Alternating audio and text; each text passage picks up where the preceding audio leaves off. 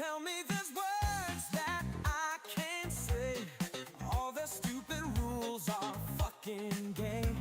I'm listening to my favorite rap song, and I just wanna sing along. Nigga, I feel like saying nigga today. Oh yeah, I feel like saying nigga tonight. Alright, but when I'm by myself driving in my car, I say nigga with a hard R. Oh, fuck yeah. I don't care if you get your feelings hurt.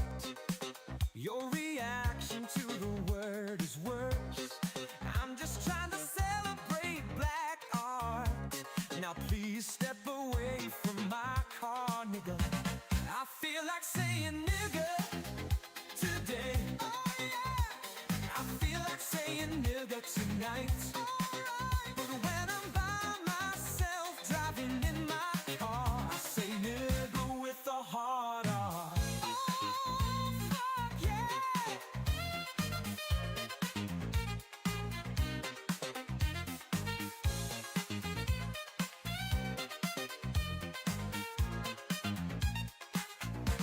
I sing the N-word every time I hear it.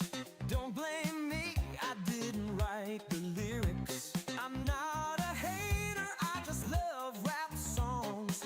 Please just let me sing along, nigga.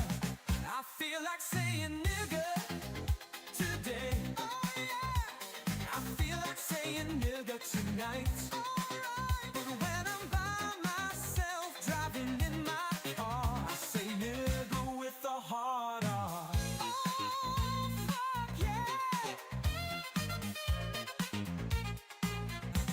I feel like saying nigga today. Oh yeah, I feel like saying nigga tonight. Alright, but when I'm by myself driving in my car, I say nigga with a hard R.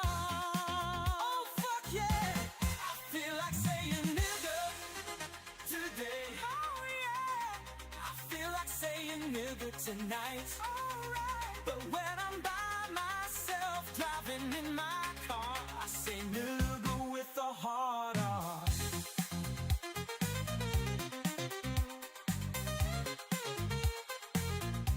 I feel like saying nigga. Oh fuck yeah. Beautiful, beautiful music. Let me make sure my mic's actually being picked up. There it is. It is being picked up. Huge, huge. All right, all right.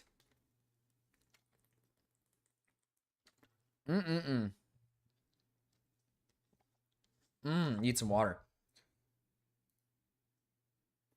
Hello, everybody who's in here so far. I know not everybody's in here just yet because they're not used to me streaming so late. Not used to me streaming so late. Hi, Cryptid. Hi, Fox. But I think for now on, I'm going to start streaming. I'm going to do late nights on Thursdays because the last few Thursdays I've missed them for the most part. I think last Thursday I actually didn't miss them. But I've missed like most Thursdays, and that's just because I have things I need to do on Thursdays.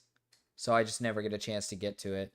So I think we're going to start doing Thursdays as late night streams. The rest of the days are normal. I think that'll be a good compromise. But sadly, it's the first time me doing it, so it's the first time of me doing it, so I don't think a lot of people are going to notice. Hold on, hold on. Hi, Tamim.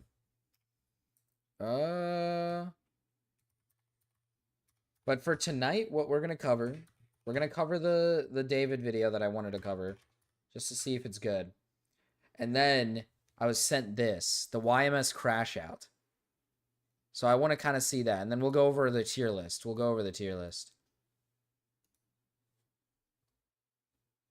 Okay. How's everybody's night so far? How's everybody's night? At least everybody who's in here. Physically threaten them into watching. Well, the problem is I think they're asleep. So yeah, I think the problem is I think most people are asleep.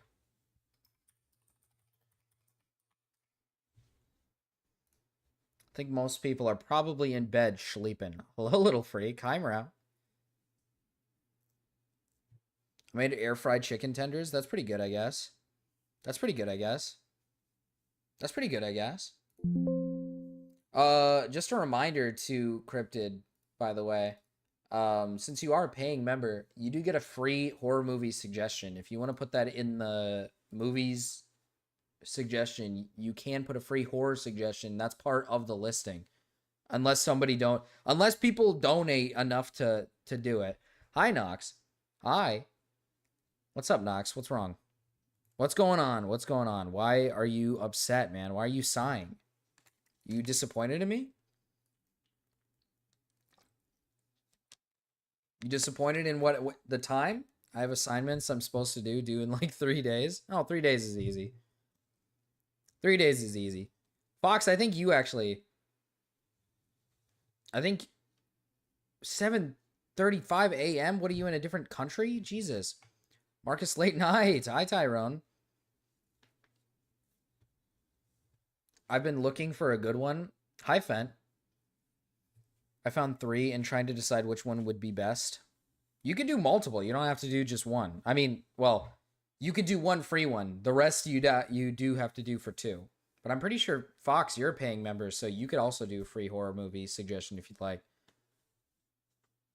I like boys too. I'm like Gama. Gooner raid. Thank you, Gama, for the raid. Thank you, Gama. Why aren't your lives popping up on my YT anymore? Honestly, is that happening to anybody else? Saudi Arabia? Jesus. Hi, Ryan Thomas. Hi. Is that like normal for you guys? Are you guys not seeing my streams? Like, you guys just not seeing them popping up at all? It's happening to me too. Really? I might be like fucked.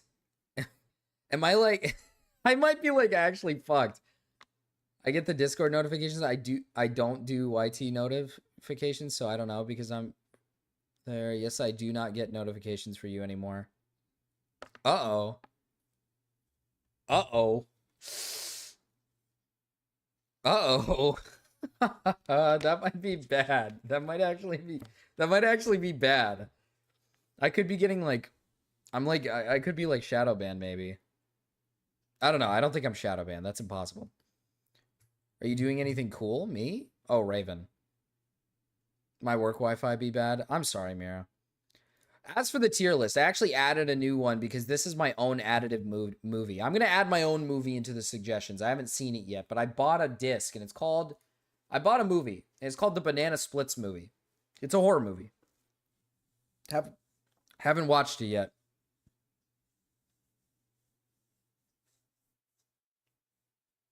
It's most likely irregular days, bruh. Maybe that's what it is, man. Maybe that's what it is. And then I watched The Thing. The Thing was the first movie. And I was going to say this. Listen, I'll say this. When I first got on, I personally believed The Thing was maybe one of... And listen, this is not me saying it's a bad movie. Because I've watched it before. This is the second time I've watched it.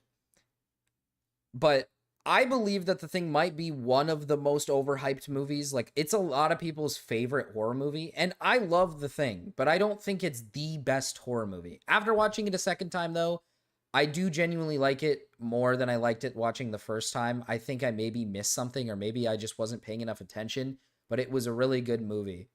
What mic do you use? I use a... Is it bad right now? Is it HyperX Quadcast? So, for The Thing, it's going in A tier. I'm not putting it in S, though. I don't think it's an S tier movie. I think we're going to get more. Unless I get really bad movies throughout the month, and then it's going to go in S. But it's going in A for now. Hi, Tickers, by the way. For so long, I've been wondering where Marcus has gone and go to check to see when you last streamed and find you've been streaming the whole time. Is it like, do you have me? I'll ask this question. Do you have my notifications set up to be notified when I'm live? Like, do you have like the bell on or something? Your mic is so much better than mine, is it? I need to figure my shit out. Your mic usually sounds fine. Has it been sounding bad? Can we ban him? Why? Nickers isn't even a member.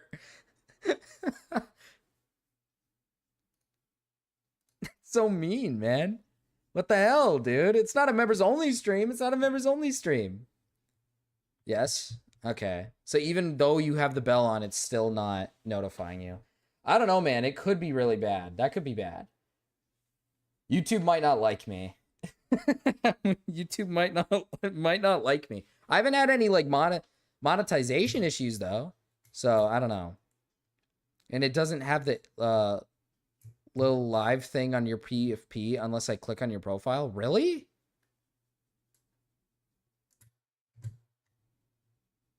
Marcus doesn't pour water on his equipment. I actually have 4 bottles of water next to me. I don't know. I don't know why I have 4. I've downed 2 of them so far.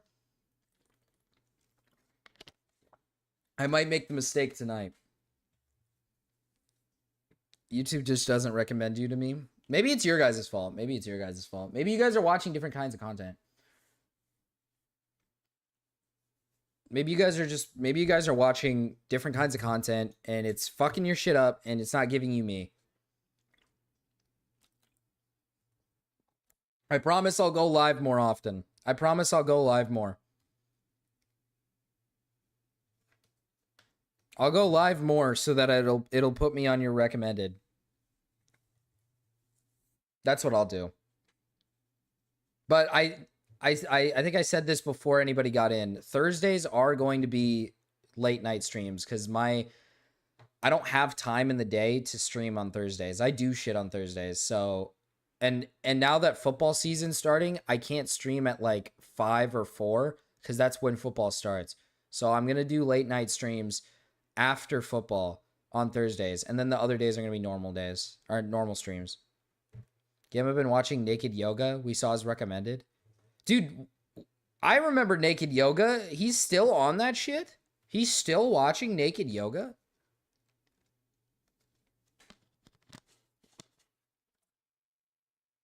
I'm tired of seeing white names. What's wrong with white names, man? What's wrong with white? I know we like color in these parts, but you know, what's wrong with a white once in a while? I heard if you get naked, it will boost you in the algorithm.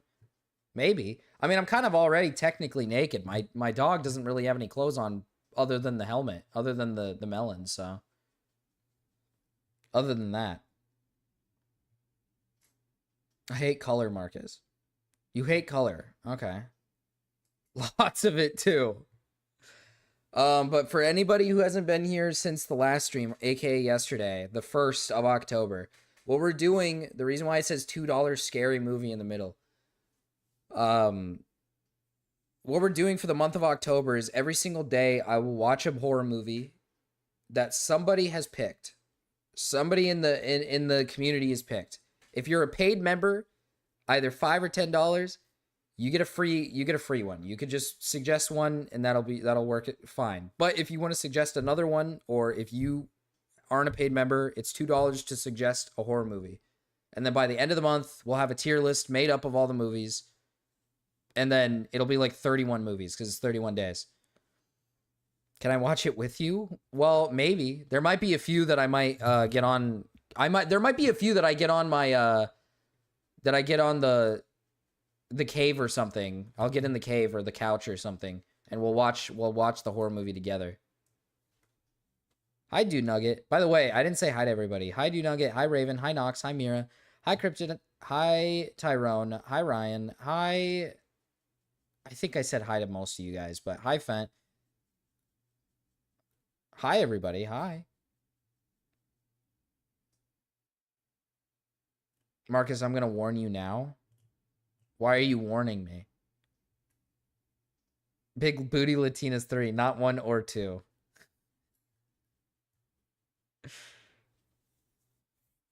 The Banana Splits movie is not really that good. Hey, listen, I don't base movies on whether or not like the plot is like this beautiful, amazing plot. I base it around like how much I enjoyed the movie. It could be a movie with like deep art and lore, but if I'm bored as shit, it's probably not fun and good. But if it's one of those like bad good movies, I'll like it way more. And I've heard that the Banana Splits movie is not a good movie, right? But maybe it's a fun movie. If it's a fun bad movie, then I'll enjoy it, you know? Watch SpongeNob Square Nuts? Okay. I just want to remind you guys that you can only suggest horror movies, so don't suggest porn, all right? You know what's crazy? Hold on, chat. You know what's crazy? I just found out. I don't know how long ago this was made or how long ago this happened. But the state that I'm living in now is doing the whole like age verification thing for porn sites. It's so weird. Lake Mungo? Okay, Lake Mungo. All right, I'll put that in my list. It's just one list. It's just one. Hey, you're the only one so far. What about horror porn? No. No. Please. Please. Something real. What about the porn parody horror movies? What the fuck is that? What do you mean? Dude Bro Party Massacre 3? Okay. Yeah, my state did the whole... I thought this was America. Well, not in my state. Not in my state. Wait, dude... Wait, don't tell me that's like a...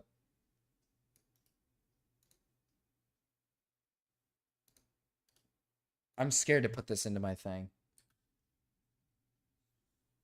Oh, this is like a real horror movie. It actually has good ratings. What the fuck? Why does it have good ratings? What the hell? Is this like an awesome movie? I've never heard of this movie. What? Dude Bro Massacre 3 is like a highly rated movie.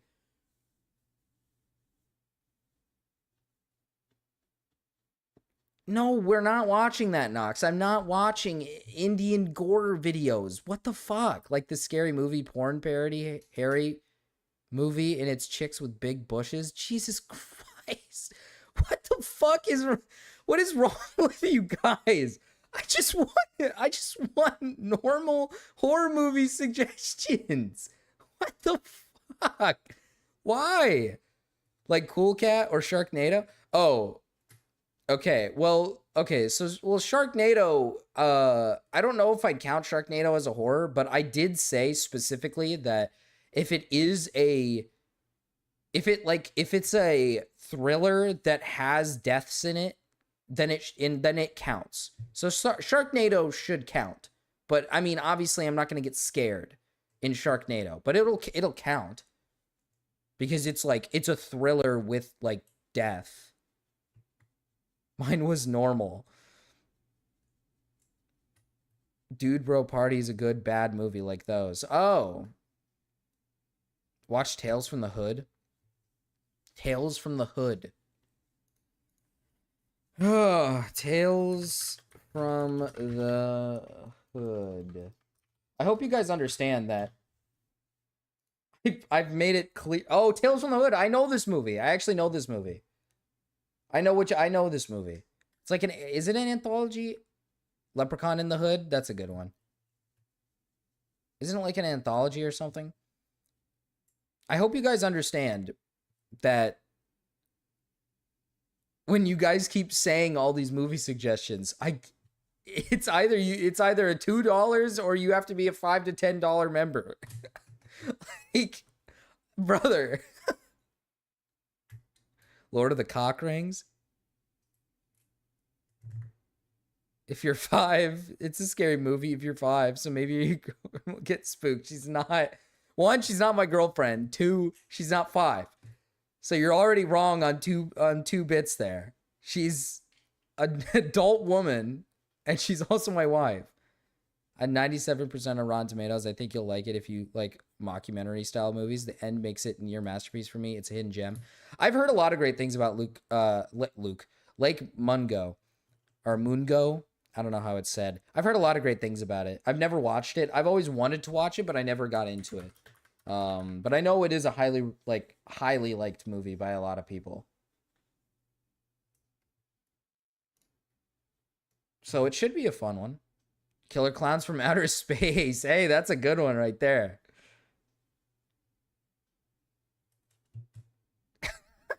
I got ya. Nox, no. Cabin Fever, that's one I like. That's a good one. There was this horror movie from the killer's point of view. It was amazing. Oh, I know what you're talking about. I know what movie you're talking about. Breaking Vag? Jesus Christ. Breaking Vag. I need to get into the content. What am I doing? I'm just sitting here. I'm just sitting here talking up a fucking storm with you guys. I need to get into the goddamn content. So what? So when are we going to actually watch the movies? Well, I've watched one of them already. I'm just watching one a day. It's supposed to be one a day. Obviously, if I do a stream and then nobody like suggests one and nobody puts one in, I'll hold it off. Like tomorrow, since I don't stream on the weekends, tomorrow I'm anticipating like 3 horror movies to be suggested. So I'm expecting 3, so I can watch one per day over the weekend, and then I'll come back to it on Monday. But not every day is gonna have one. But he likes men. Sorry, yeah, he likes men. Here, I'll change that. I'll change that real quick.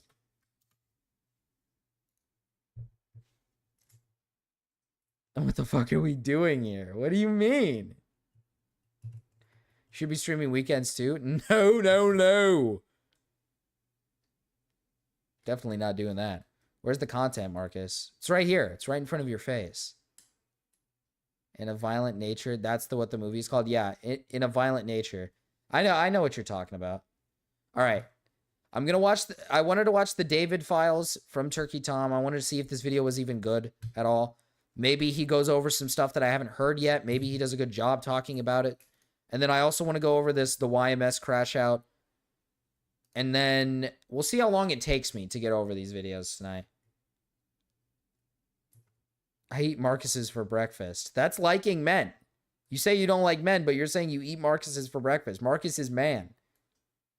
On September 8th, 2025, police officers found body parts in the trunk of a vehicle showing signs of prolonged malnourishment. Upon further... By the way, it's not the trunk. People keep saying the trunk... Technically, I don't know why I'm being like retarded about this, but it's a Tesla. So the trunk is in the front. So it's not a trunk. It's the hood. Technically.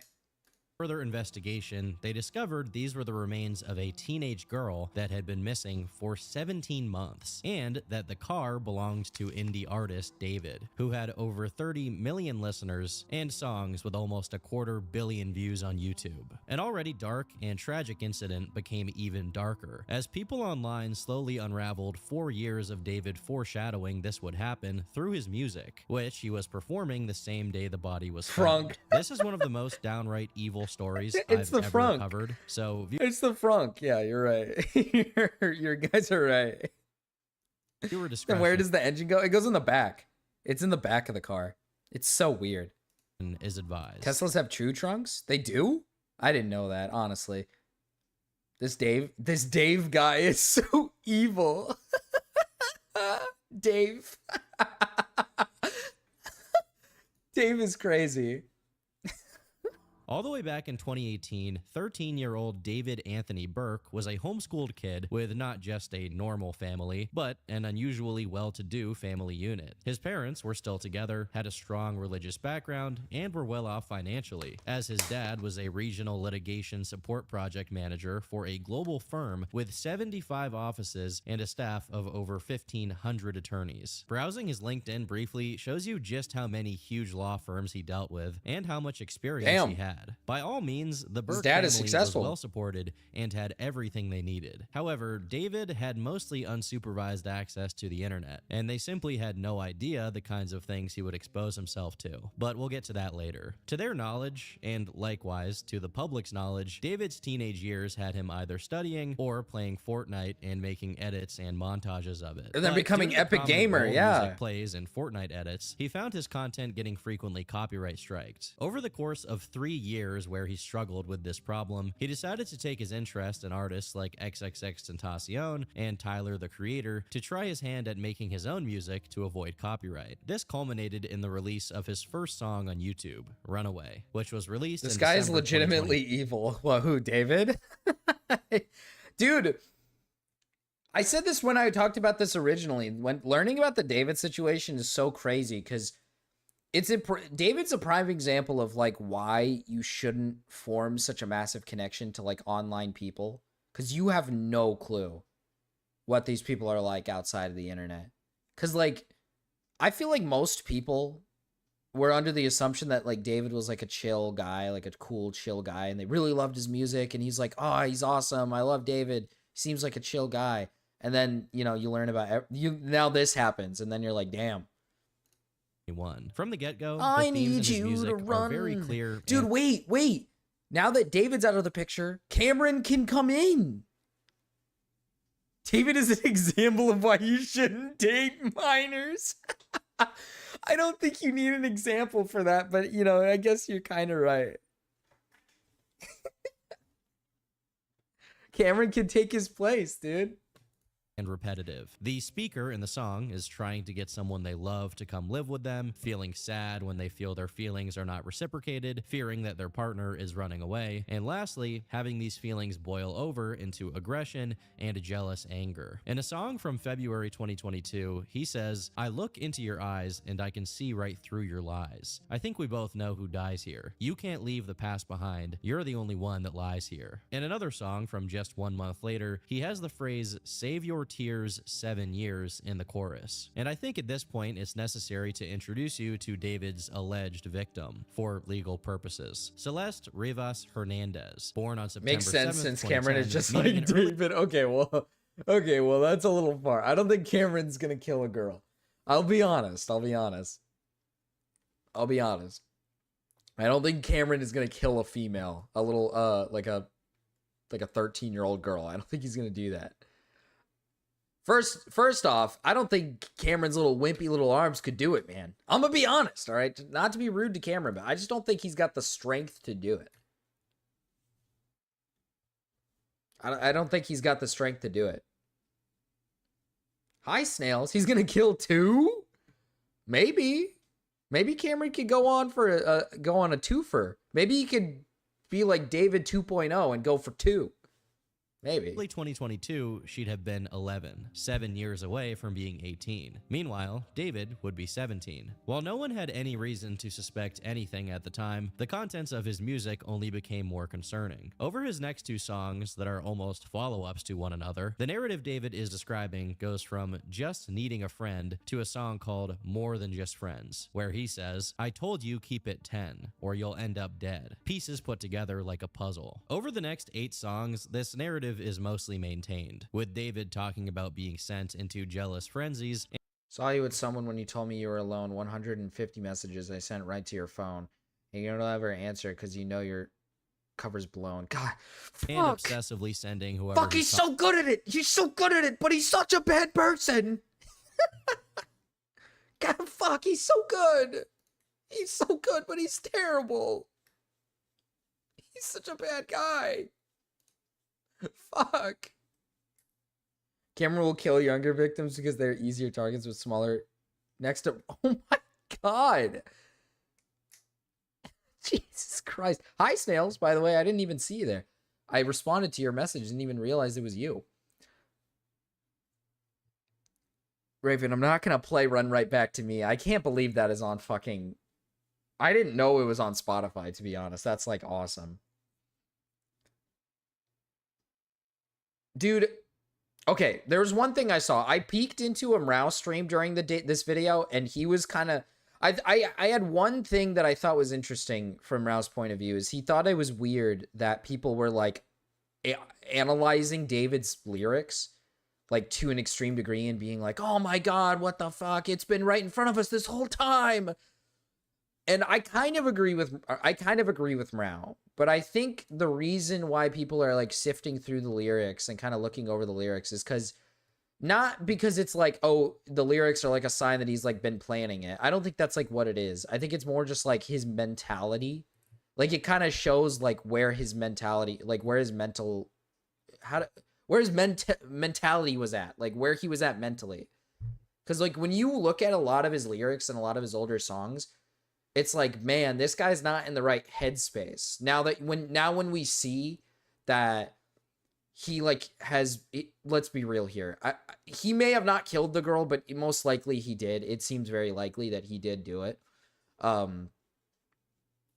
But let's just say hypothetically, yes, he did. 100%, we know 100% he killed this girl, right? It is like you look back at a lot of these lyrics and it's like, man, this guy was not in a good headspace. Like, and when you look back at a lot of like his, when you look back and you look at a lot of his like reposts on TikTok, a lot of them are like posts about how like she's like, it's about like a girl, like his girlfriend looking at other guys and he's like, oh, I'm gonna strangle you, or like it's like a guy being like aggressive. It's like, man, this guy is like it's like telling. It's kind of like telling that this guy, like, if she ever does anything that maybe makes him like feel jealous, he might be like violent. And he is violent. He killed her. So it's like, damn. I'm eating it microwaved with some, oh, Big Aaron. Hi, Big Aaron. I thought he didn't, but then he started singing about killing this girl, so I think he did.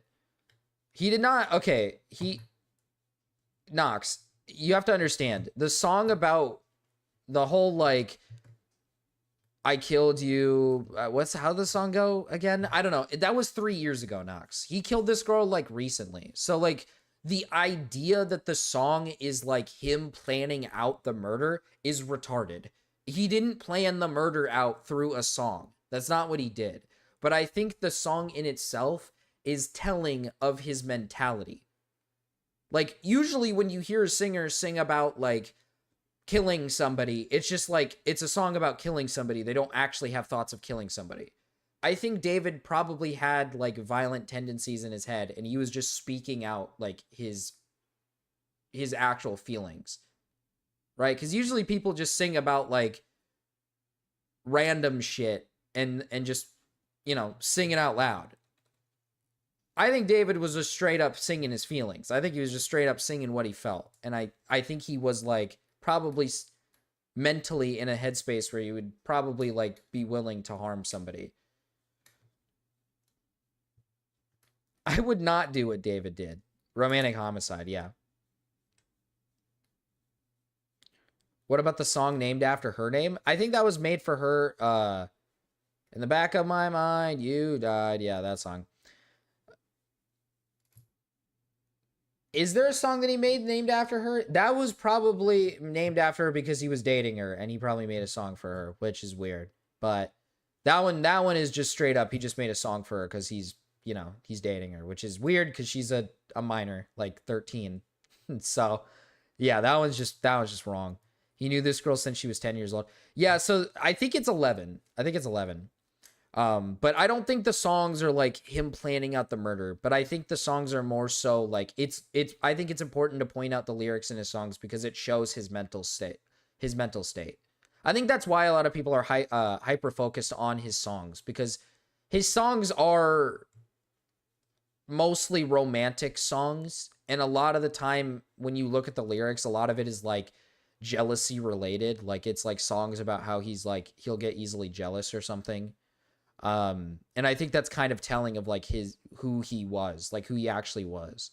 talking to hundreds of messages, while occasionally saying things like, trying to kill you slowly and we're gonna die tonight. As much as it's pretty commonplace for these themes to appear in this kind of music, it often seemed like David was being a bit too oddly specific about his subject matter. This is even more the case when you factor in the kinds of things he was tweeting at the time, such as, when I was writing this, I got a notification from you, as you were talking about wanting to be with your mom and your sister again. Take me where I belong, but your circumstances won't allow us to be in our ideal situations. We gotta push through it, bro. It's one thing for there to be odd lyrics, but this is just him talking on a tweet about how someone needs to push through their wishes to be with their mom and sister again. While the post he was replying to there is now gone, there is a Wayback Machine snapshot of what the original exchange was. In it, David, with his old handle, Ant Part 2, was replying to someone named 6K4TE, who says, "This relates to how I feel so heavily," to one of his songs. The only other hit for this exact handle is a Pinterest profile whose last piece of activity took place 11 months ago. Currently, this Twitter handle is being used by someone else who is not related to the original owner of the handle or David, so don't go messaging them because they have nothing to do with anything. The only other significant pieces of David's Twitter activity from around this period are him saying that religion is a money scheme and that he'd been studying nihilism lately. Although she was probably there for longer, the earliest record of a Celeste in David's Discord server comes from October 2022. When she was like,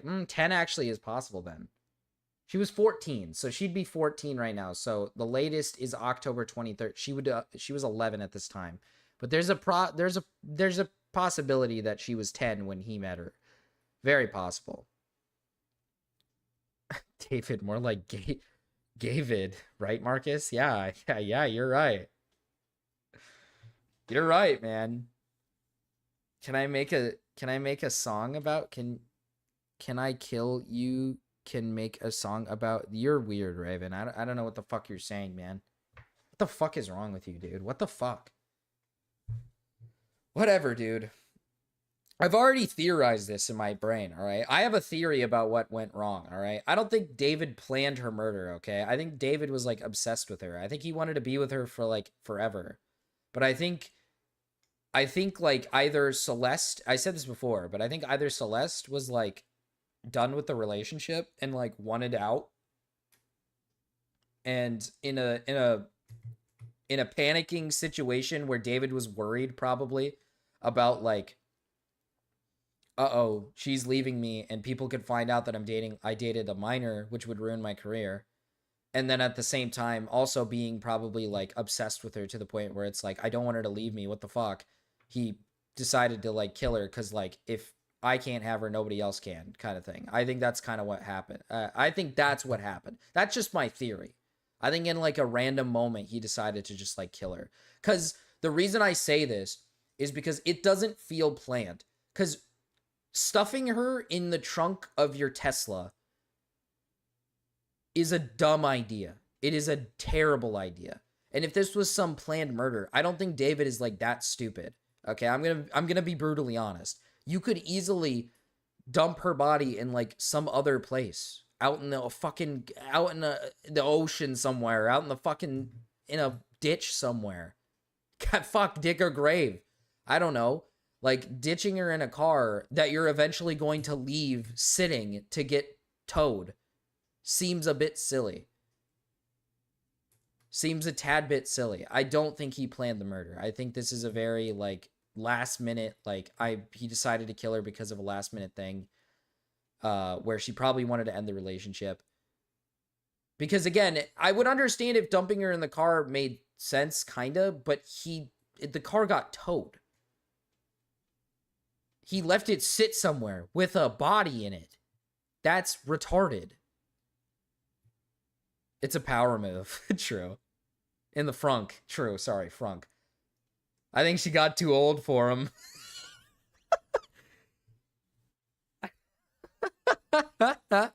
I don't want to play with you anymore. when she would have been 12. It's around this time that we got one of the most damning instances of David telling on himself. The music video for the track Romantic Homicide. The video depicts David in some pretty ritualistic scenes, surrounded by candles with a blindfold on, standing in front of a seemingly deceased girl. Later on, it's suggested that the evidence of the crime is hid away inside of a suitcase. The lyrics aren't very specific, but they too reflect the same themes from before, killing someone he loves. While his previous songs had already gotten some degree of attention, this one was by far his biggest hit yet, taking him from— No, like, see, this is exactly what I'm saying. This is going a bit too far, right? People are gonna, like, theory craft this idea that, like, David, like, planned this out from the beginning. Dude, brother, I'm sorry, if I planned a murder of a girl I was dating for years, for literal years, and the outcome is literally just putting her in the frunk, I think that's actually the worst plan I've ever seen in my entire life. That's actually, like, insane how it took you years to plan out a murder and it ends up just being like, put her in the trunk. Like it doesn't make sense. If you've been planning for years the murder of a girl you're dating, you are going to find a good way to murder her. You are going to find a proper way to stash her in a better location. Maybe he thought it would be easy? To what? Put it in the car? He was homeschooled though, so true, I guess. Then when it got too hard, he just half-assed the job? I don't think so. I don't think so. I don't think so. There is no way that you plan out a murder for years, and then when the time finally comes and you do it, you decide in the middle of it, oh, this is so hard. Never mind. I think I'm just gonna put her in the trunk. like, come on. This guy's got, like, a music career. He's, like, making fucking bank. He's been apparently in his songs, he's been planning a murder this whole time, so he kills a girl and then decides to put her in the worst possible place ever, in a trunk of his car that is registered under him. Like, come on. I don't know. And he gets, and not to mention, he gets a matching tattoo with the girl. He gets a matching tattoo with her. He spends years paying off people to not speak about their relationship. That's terrible planning. That is terrible planning of murdering somebody. It just doesn't make sense. It just doesn't make sense to me. I really don't think that's the case. I really think I really think that he was in love with this girl. Like, he was deeply in love with her, and he was obsessed with her. Like, he was madly obsessed with her. To the point, because there's other things that can point you to the direction of my theory, where you're seeing, like, multiple posts, and in the lyrics of his songs, he's pointing out multiple times that he's an insanely jealous person. He gets extremely jealous very easily. And I think it is very probable that he got extremely jealous, or maybe he either got extremely jealous from a circumstance where she was talking to another guy and he just killed her, or she wanted to leave the relationship and it became if I can't have her, nobody can. I think that's what it is. I think we should start blaming more crimes on alligators. I think that's true. Leave it in the Central Park like RFK with the baby. What?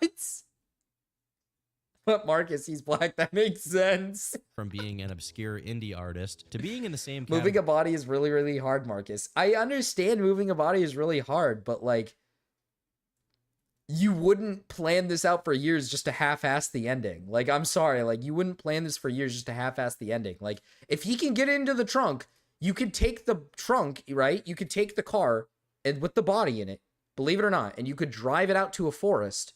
You could drive it out to the ocean, drive it out wherever, dump the body, and most likely, I'd imagine especially how decomposed it was in the trunk of his car, you'd find it out in the forest, out in the fucking, bury it out somewhere. No one's gonna find it. Category is people like Juice WRLD. Last but not least, if you check the— Oh, this is huge, by the way, Chad. This is huge. Look at this. Nox, thank you, dude. Look at this. This is awesome. Hell yeah, dude. Halloween Marcus. This is fucking awesome. This dumbass thought that frunk was safe. Bodies are found a lot in forests. Well, hey, that's exactly my point. That's exactly my point. The problem with the frunk, right? The problem with the frunk is that it's registered under his name. So now he's already suspect number one, right? He's like suspect one. If you dump the body in the forest, it has no connection to him. So most likely, right? People, even if they see like the tattoo on her finger, they're not really going to think of David. Like most people are not really going to think of David. They might link it to him, but with the frunk, it's automatically linked to you. It's automatically linked to you. Date this video was posted, it was exactly on the 7th of September. Melon stays in the closet. Maybe due to how much success this song got him, David got even bolder about subliminally referencing the insidious things he was doing behind the scenes. God. 2 months into the new year, he started opening up to his Discord server, which obviously was full of minors. In a long string of messages, he said, "I used to be addicted to watching gore videos. Live Leak was bookmarked. Lamau. I saw a cartel execution on Reddit when I was 14. Got to the point where I don't even cringe when I see it no more. I remember laughing at one point. It got bad, man. I like writing gory psychological drama, romantic quotes, and a lot of death. I love gore. Gore is better than adult videos." This is absolutely not the first time someone gore has better than mentally porn? Oh, David. Oh, David. This guy's a freak. This guy's freaky. Yeah, I think he got super desensitized to like gore. I think he got super desensitized to killing to the point where like I said, in a lot of his songs, he talks about killing. I think he's just being open. I think mentally he is just a person who just doesn't care. He will kill somebody. He just doesn't care. It's not going to faze him. Via gore videos. There is such a huge community online of absolute freaks surrounding this kind of thing that I'm surprised there hasn't been a massive crackdown on it. And that's without mentioning how the same platform for this kind of video often leads to other more illegal kinds of content. Another sign David was getting increasingly comfortable with letting other people know was that the entire server was at least somewhat in on the fact that he was with Celeste. Some kind of bot on his server shared what looks like a playlist called Celeste in David's Closet. In late March, someone going by the name James Buttergun said David only added underage girls to the server, and even specified that this wasn't some kind of joke, even if other users in there would joke about it openly. While I'm sure plenty of people had no idea about David's proclivities, based on the messages that have become public, at least some of them absolutely did, to the point where they even knew which girls specifically David talked to more frequently. They were calling him a pedo? User said, "One of the old Discord screenshots were two guys." They were calling him a pedo and they just didn't care. They're like, man, this David guy is a fucking pedophile, but his music slaps, bro. His music slaps. I can't stop.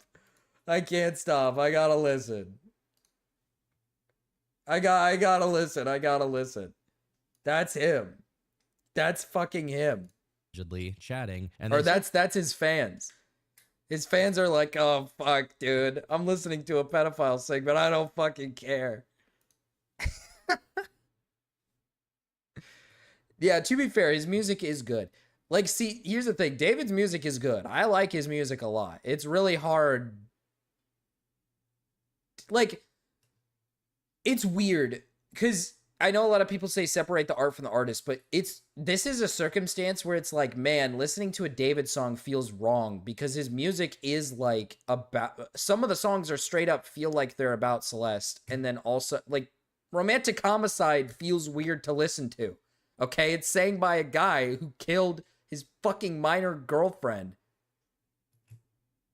Like, I don't know, like now that I listen to it, I'm like, oh, I don't know how to feel about listening to this. I haven't been able to listen to any of his music since the news dropped. Like, see, it's like there's here's the difference, right? It's like there's like Kanye, right? Where it's like Kanye is just like retarded. He's like super retarded and says crazy shit online. I can still listen to Kanye music and be like, oh, fuck yeah, this is good music, right?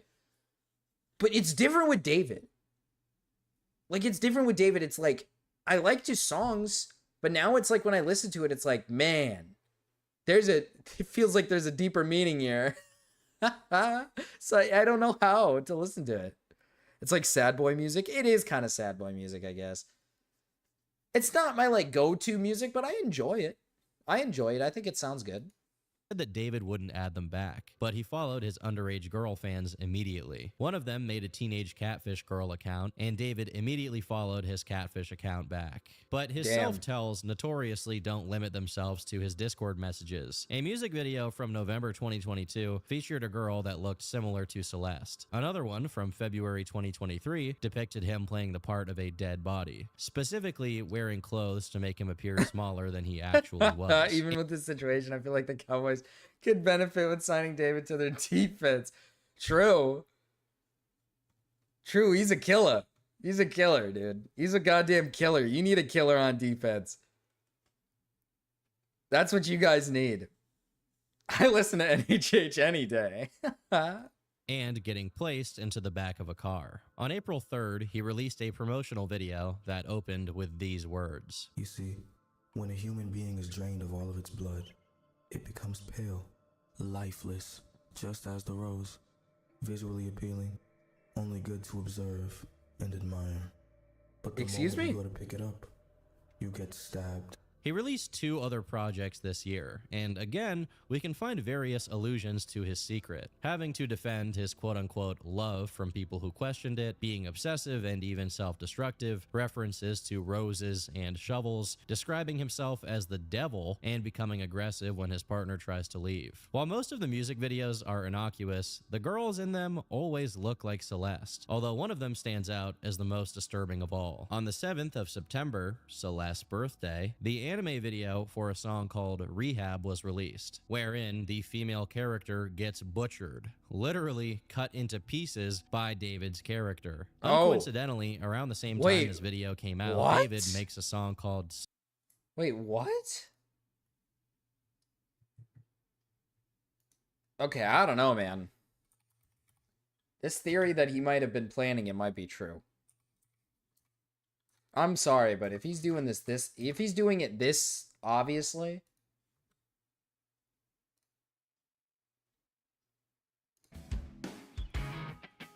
let's see.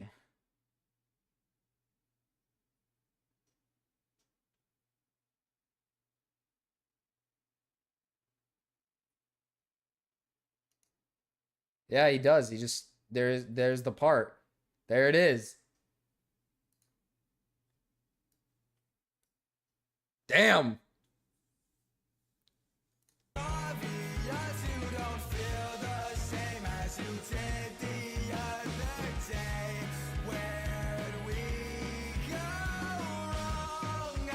I don't know, man. That's actually kind of crazy. I don't know. I don't know. We gonna keep on raping. We gonna keep on raping. Oh yeah, that's a good song. We gonna keep on raping. Okay, that's actually kind of crazy. When was this made? 2 years ago. I'm starting to think the thought of killing her was in his mind. Like he was thinking of wanting to kill her. It's starting to really feel like he was thinking about this for a while.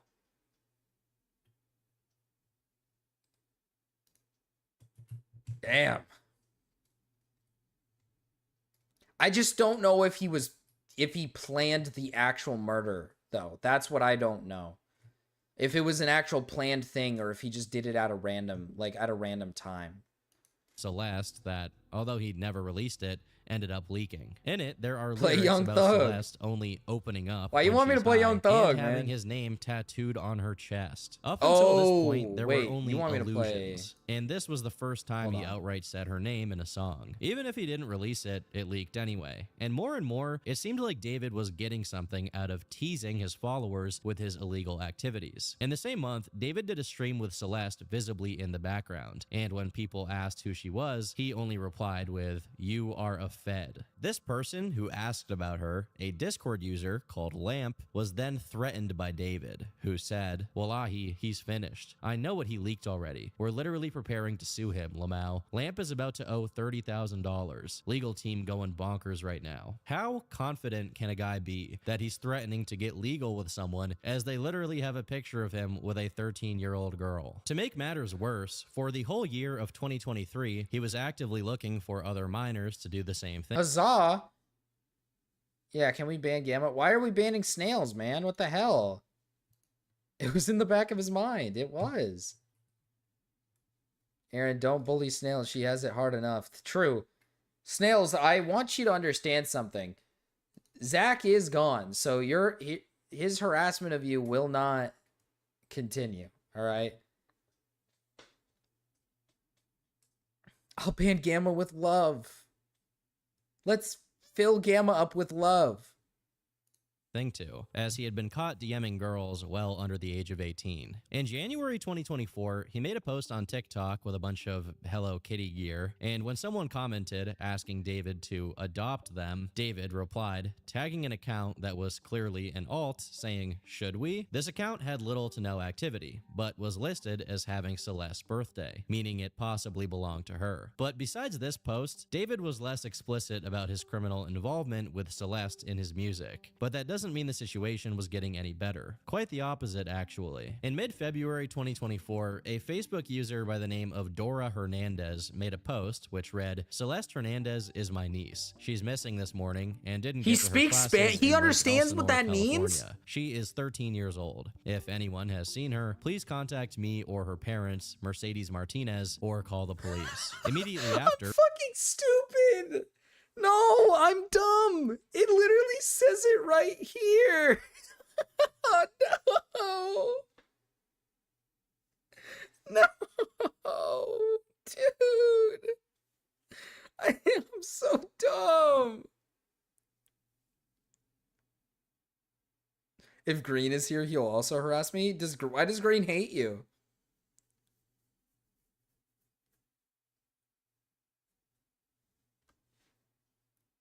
Fox, you're the new Zach. Get to the emojis.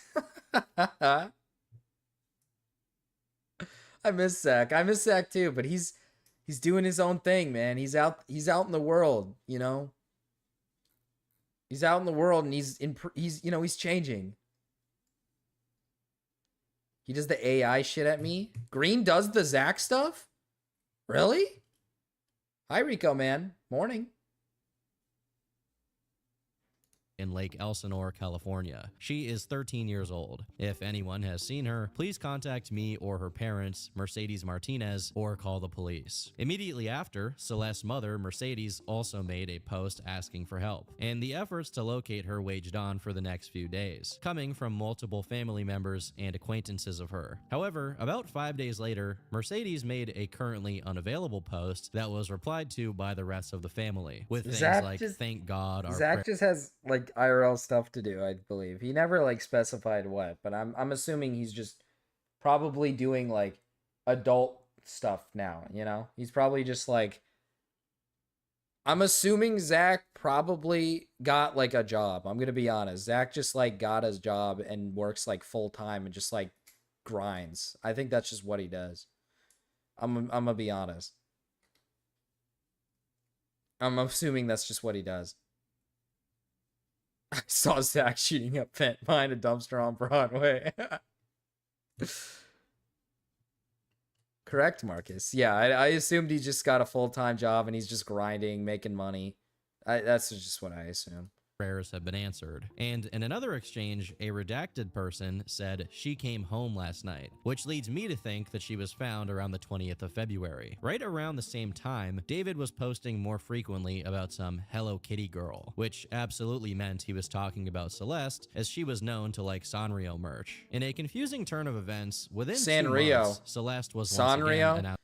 God, dude, this Turkey Tom guy is the whitest fucking piece of shit I've ever... God, fuck this guy, dude. To be missing. Seen the last time on the 5th of April wearing Hello Kitty sandals. This has led some people to theorize that some members of her family knew that she was with David and were okay with it, and that others weren't and continued to press for her to come home. Ultimately, we don't know That's the so exact true, details of Brian. how this all went down, but the fact that she was with David is an absolute certainty. On his Discord server, it was widely acknowledged that they were now officially dating, and some people even knew that his girlfriend was the missing girl, Celeste Rivas Hernandez. This person, Ponzalo, is one of the first people to call David out on it. And in other messages, he said, David took my little sister's friend to LA to bang in his house while she's 12. Did y'all know David likes kids? I want to tell everyone about how David is a creep. As far as I know, besides Ponzalo, the only other person to be going after David over this was a random TikTok commenter called Robin River in February 2024, when Celeste went missing for the first time. Among those who were familiar with David, it was simply common knowledge that he had basically kidnapped this girl. It is very strange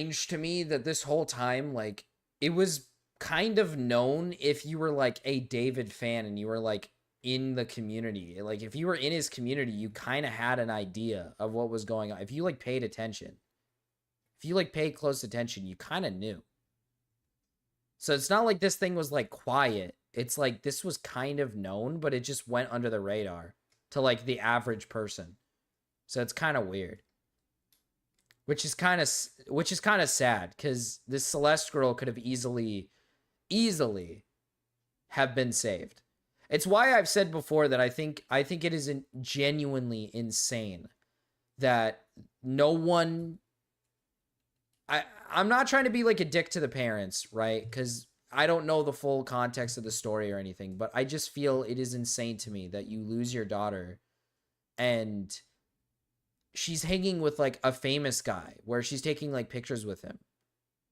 And I feel like, you know, when you lose, like when your, you know, child goes missing, usually they go missing and they're missing with like a fucking creep, you know, an unknown creep somewhere. This is like a known person on the internet. Like, he is known. He's famous. I feel like you'd see her in pictures, especially when so many people are like in his Discord saying like, this is the girl. And I feel like it could have been avoided very easily. And it wasn't. And yeah, Snails, and the parents knew she had the tattoo, which I think is crazy to me. So it feels like it's like, you know, either you knew she was with David and you just didn't care, or maybe they didn't know, but I don't know. It's just weird to me.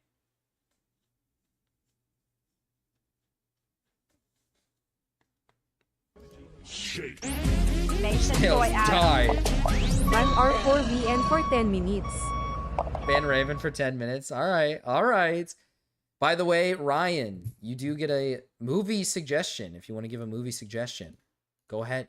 You get 2, by the way. You get 2. You have a free one because you're a member. You're a paying member, and you just paid $10. So you get a movie suggestion. All right. 20 minutes, I guess. Wait, why 20? I did 10. Did I not? You should have just called me the N-word, Gamma, like you did when you beat me in front of our child. Jesus Christ. Adding insult to injury, he streamed with her on Twitch, and although she was wearing a hoodie and big glasses, it was clearly her. At some point during it, this moment happened. I media trained you. That's controversial. It's controversial of kids. Really good. Okay, It's been a good one. Bye. Bye, guys. Mwah, mwah, mwah, mwah, mwah. This Oh is my- like, delete this is what I everything. mean. Like, this was on the surface. And not a single soul really, like, boosted this. This wasn't, like, known. This guy just got fucking famous and popular. Nobody really, like, noticed. And everybody on, like, the surface who knew about these just didn't give a shit. That's so crazy to me. You can't, Raven, you can't just, that's evading, you little shitter. You little fucker.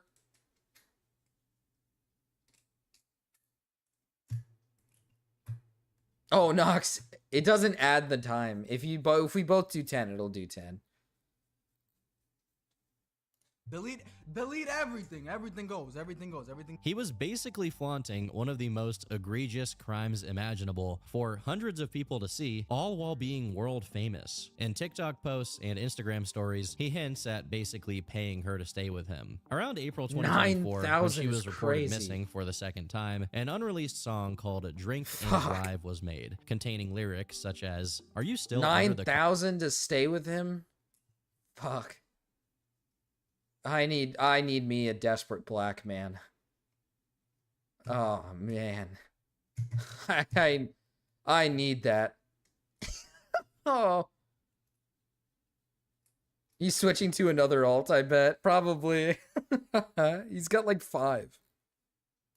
car? Stay with me. I know it's my fault. Oh God, I'm here. Can't you take me instead? She didn't deserve to go. I'll be crying in this jail cell tonight." While these are contextualized within the song, they are also eerily foreboding considering the ultimate end of this story. It's also shortly after the second missing report that possibly the worst detail of this story took place. In messages that Celeste allegedly exchanged with someone called Anissa, she said, "Anissa, do not text. He came back. He's crying. Do not text me. I fixed him. I'm staying. I fixed him. I don't know how. We both cried to get her, and he changed his mind. I'm happy he did, though. Anissa, you have to swear you're going to stay safe. Are you still going to talk Ryan, to I'm David, not or go watching back with Brokeback him? Mountain, Because I don't man. want you to get in any more trouble with him. Celeste, I'm safe. No, I'm not. Now, I've already made a disclaimer earlier, but either way, I'm going to paraphrase instead of straight up reading the following messages due to how vile it is. To sum it up, Celeste said that she has bled as a consequence of something that happened with David. Did I miss something? Did Tom say if these were like not 100% certain if these were real or not? Because I don't know if these messages are real or not. Did somebody confirm? Is there something that confirmed that these are real? Someone that's credible? These messages? I think I have a feeling I know who this person is that's saying, "I hate you." Why are you a homophobe? I'm not a homophobe. It's because I said specifically that it has to be a horror movie. All right? Brokeback Mountain is not a horror movie, man. If I wanted to do a romance marathon, I'd do it in February. All right? I'd do it during Valentine's month. All right? I'll watch gay men kissing and fucking for hours. All right? I'll do it for hours, but it's not the month for it, is it? It's not the month for it.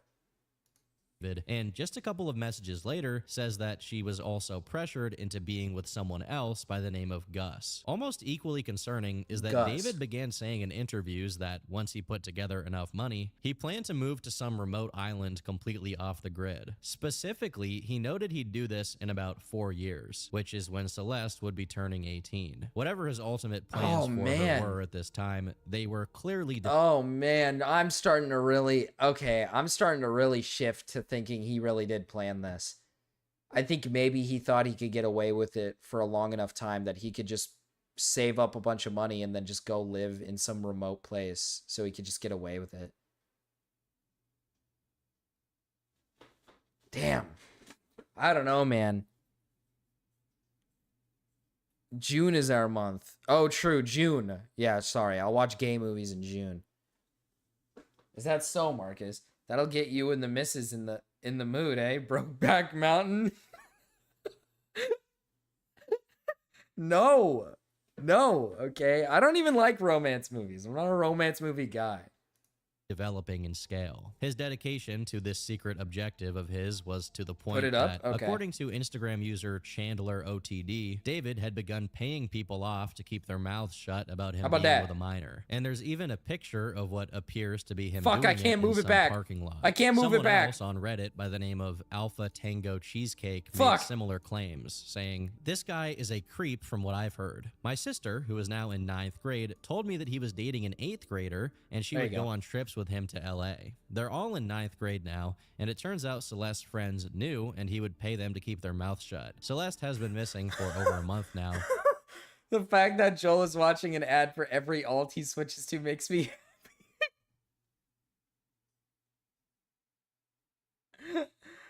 True, that is so true. He has to actually like watch a an ad every time. Melon Dog. True. Thank you, Fox. Thank you.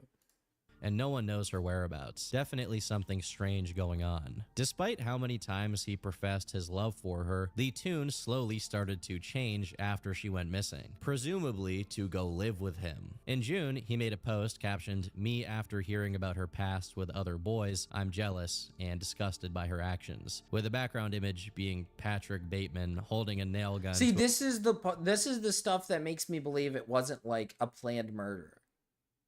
This is the stuff that makes me believe it's not like a planned murder. Like, he believed that he was like truly in love with this girl. And then when she comes to live with him, he like finds out about like her past, and he's like a super jealous person. And he like is just overwhelmed with like immense jealousy, or she doesn't take the relationship serious enough, obviously, because she's 13. She's not a fucking grown ass adult who takes relationships serious. You know, she's a fucking kid. So she's not going to take it serious, but obviously he's like a retard. He's a retard pedophile, okay? That's why I don't know if it's planned. I really, really don't know. Oh. To a woman's head. Now, in any other context, I would just assume this is a complete joke and has literally no meaning behind it, but it's definitely disturbing given what we know now. And keep in mind, she was 13 going on 14 at this time, so any past she had with other people was necessarily the actions of a minor. Besides this, there's also a post suggesting an interest in cannibalism, another one pouring boiling water on her for telling another boy happy birthday, and most concerning of all, one captioned, "Me if I see her talk with other dudes," showing David cutting up meat. Slowly, these themes solidified, and after enough time passed since Celeste was reported as missing, David once again became bold enough to start hinting at what he was up to in his music videos. In February 2025, he released one for the song One More Dance, where he is stuffed in the trunk of a car and taken out to the middle of the woods to be buried. About a month later, he previewed a song with the following lyrics: "Nobody ever caught me, but I spoke too soon in the back of a police car. I forgot whatever I knew. I ain't telling nothing. Do the same if they ask you about her." Despite how much this okay, man. like Okay. You know what? My opinion is changing. I think Rao might be wrong of his original take. I think he might have planned this out, man. I think this might have all been a plan, man. I don't know. I don't know, man.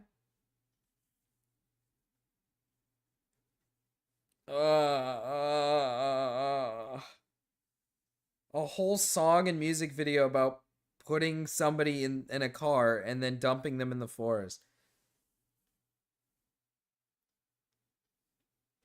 Okay. Just talking about his plans for Celeste. In the context of the rest of the song, he's talking about something that took place in November 2016. But as far as is publicly known, there's no The Joel signs he killer. committed Somebody any kind killed of that guy. crime back then. I think I should know note, who that however, is. That he has one other song where he says, "You wouldn't believe what I did as a kid back in 2016. So given that David has the proclivity to basically tell on himself in his music, people should start giving real consideration that he may have actually done something in November 2016. It at least speaks to his mental state. Yeah.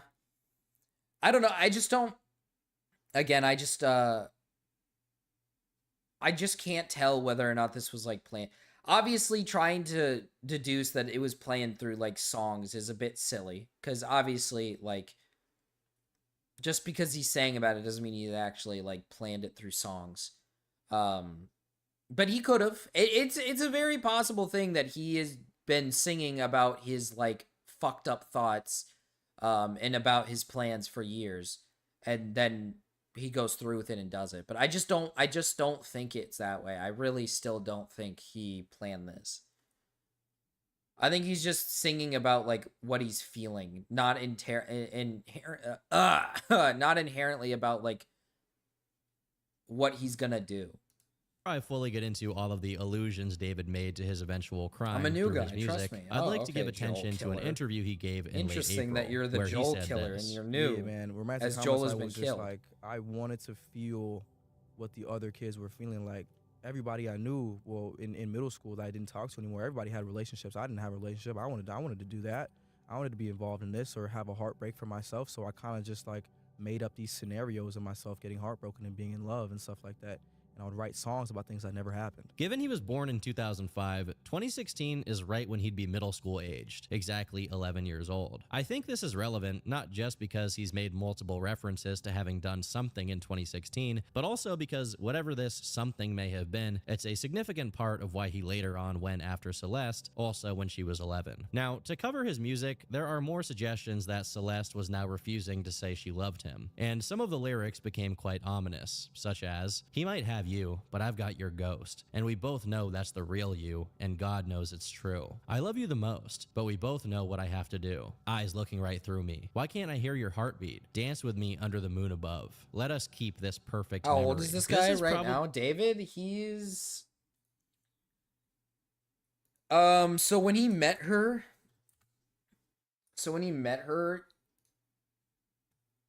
he's 20 right now. He's 20. But so he knew her when she was 11. She was gonna be 14.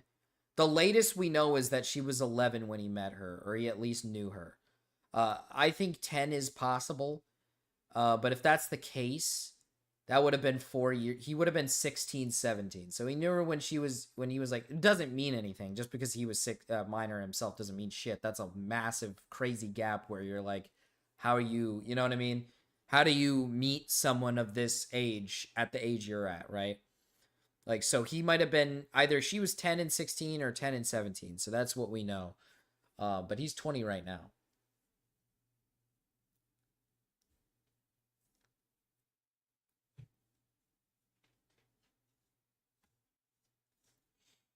This fucking, he's all rich. Well, yeah, he's rich, but he's about to go to jail. he's gonna go to jail, man. I mean, like, yeah, listen, he got money, but for at what cost, man? This guy's fucked. He's fucked completely. Probably one of the most dense set of lyrics yet, as the main theme here is one that's a pattern among many serial killers. The idea that killing someone somehow attaches them to you in a subservient role for eternity, with some of them, like the cannibal Jeffrey Dahmer, even considering it a kind of romantic intimacy. Ed Kemper even called his victims his spirit wives. Given David's documented interest in that kind of macabre culture, it would make perfect sense for him to have developed this same kind of sick delusion surrounding Celeste. Dude, if we find out there's like more bodies, I'm gonna shit my pants. I'm gonna fucking shit myself if I find out that David is like a serial killer. Or like, what if he got away with the Celeste one and he actually did more? And he got away with multiple murders. That'd be fucking weird. That'd be so fucking weird. I don't know. Like, it's just so... it's so awkward when it's like, you know, when we talk about like killers or serial killers, it's usually like random dudes, you know, that aren't like famous people. But like, David's like a famous dude. And it's so weird that this like famous guy chose to do something so evil. Not only is he dating a minor, which is already in itself like extremely evil, right? He's obviously probably had sex with her multiple times. Like, he's committed one of the most heinous evils of, you know, fucking a minor and dating a minor. But not only that, but then he kills her in a very brutal way. Because I believe her body was found in, like, pieces. So he cut her up. So, like... it's just, like, crazy. I don't know when the last time we found out about like a famous person who's done something as crazy as this. My wife is not 6. Doing black serial killer music YouTuber artist is crazy. That's what I mean, man. He used to be this guy was a fucking Fortnite pro. This guy was a Fortnite pro. And he's fucking like, he's like raping 13-year-olds and killing them. What the fuck, man? You just don't think about it. Argus, you want your cape to be purple or green? Probably purple. Secondly, the Shake your pants on stream. I'll make sure. Hey, Tyron, if we learn any more news about this guy, if he's killed more, I'll make sure to shit my pants on stream, all right? I'll make sure to load him up. Of the moon Okay. is relevant because in 2025, Celeste's birthday, which had been a common release date for David's projects, fell right on a blood moon, which harkened back to his ritualistic depictions in his music videos. Another interesting theme that shows up in this period is the strings. In his album, there's an interlude called The Invisible String Theory, where David and an unknown person talk about how some people are inevitably tied together by fate. I But am much not more streaming somewhere importantly, else. in I am two in my music house. videos and the cover art for one of his I'm album in my singles, home. there is the prominent presence of red strings, specifically. Were you following holding the me to idea that? David is enamored not Fuck. You're gonna hold me? You're gonna hold me to that? You're gonna make me?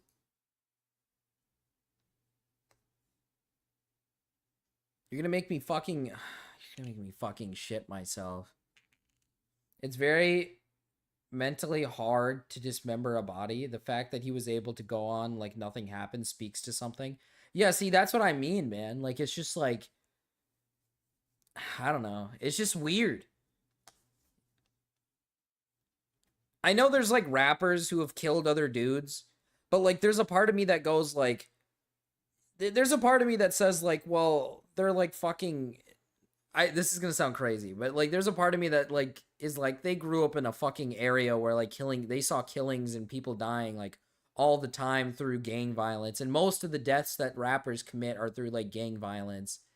So like, is it really that like... It's not that it's not like evil, it is evil, but it's like to an extreme degree. Like David here, it's not on the same level, because these are all like gangsters killing each other, right? Whereas David is like doing something that is on an insane scale. It's like that guy we learned about who like murdered his son and wife because he had clearly had some sort of like head trauma issue. It's like that. If there is another victim, then 100%. not only by gore, but also about true crime, serial killers, and things There's of that another sort. victim, It would I'll make poop my sense that he's pants. also into the TV show Dexter, Oh my God, which he has likes the recently TV show experienced Dexter. a huge resurgence in popularity due to online memes about it and new spin-offs. First, the whole blood moon thing is a small but significant motif both in the original show, being present in one of the most meaningful and well-known scenes, which you've probably seen in edits, and in the sequel show New Blood. Secondly, we have the red string motif, which was a calling card of one of the original show's most well-known serial killers, Brian Moser, who was known for dismembering his victims and stringing them back together. Unsurprisingly, when David's crime was revealed, many people noticed the connections and called David the Bay Harbor Butcher, which is Dexter's name as a serial killer. But before we get to that, I think it's relevant to say that despite all of the red flags imaginable and a lot of the information that I've gone over being easily found online, wrestler guy, the wrestler 2025 guy. marked the greatest year of David's career. From officially collaborating with Fortnite and making the anthem for it, to collaborating with artists like Kali Uchis, Seems like the and Dexter having fandom's going Pokimane in strong. one of his music videos, to having songs of his be featured in extremely mainstream Pokemon's in one of the music videos. Yeah, it must feel real weird now that it must feel really weird. Dude, I don't know, man. If I were in Pokey's shoes and I found out about all this, I'd feel so weird. Like, I'd just be like, oh, I'd feel gross. I don't know, man. Like, it's just like, obviously you don't know about it, but like, just finding out that you were in one of his music videos is just, I don't know, it's just weird. TV shows like Invincible I and love Arcane, Dexter, dude. all of which Somebody got get to eyes on tens this snails of person. millions of views. By all accounts, his wildest dreams had come true, but at the same time, someone else's worst nightmare followed suit. On the evening of the 8th of September, fresh off the blood moon and Celeste's birthday, there was a 2023 Tesla with Texas license plates in an impound yard on the one. If I were in Pokey's shoes, I would take them off and sniff them. Okay.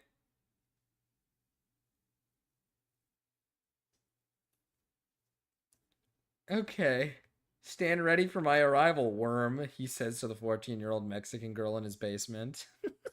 1000th block of North Mansfield Avenue in Los Angeles, which was emitting a foul odor. At that point, it had been there for over 3 days, and before that, it had been parked at Bluebird Avenue for 3 weeks, with some sources saying more than a month. A big metal box. See, like, that's what I mean. He left his car sitting in a location for 3 weeks, probably knowing full well the car is registered under his name.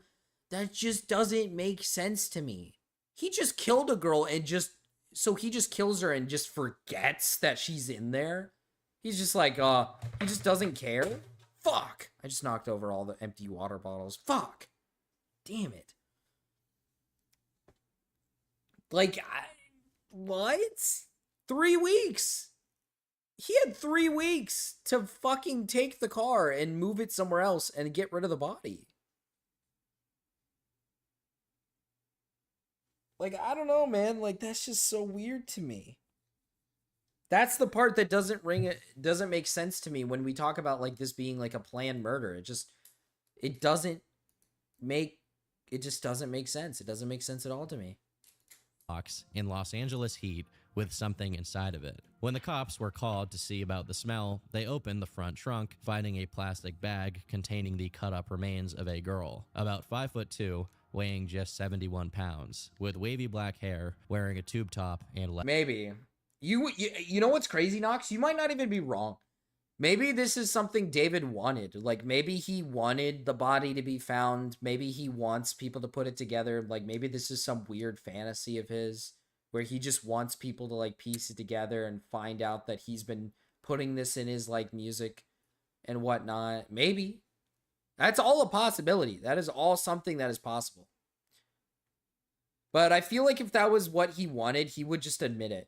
I feel like he would just admit it by this point. I feel like he would just admit right now that this is what he wanted.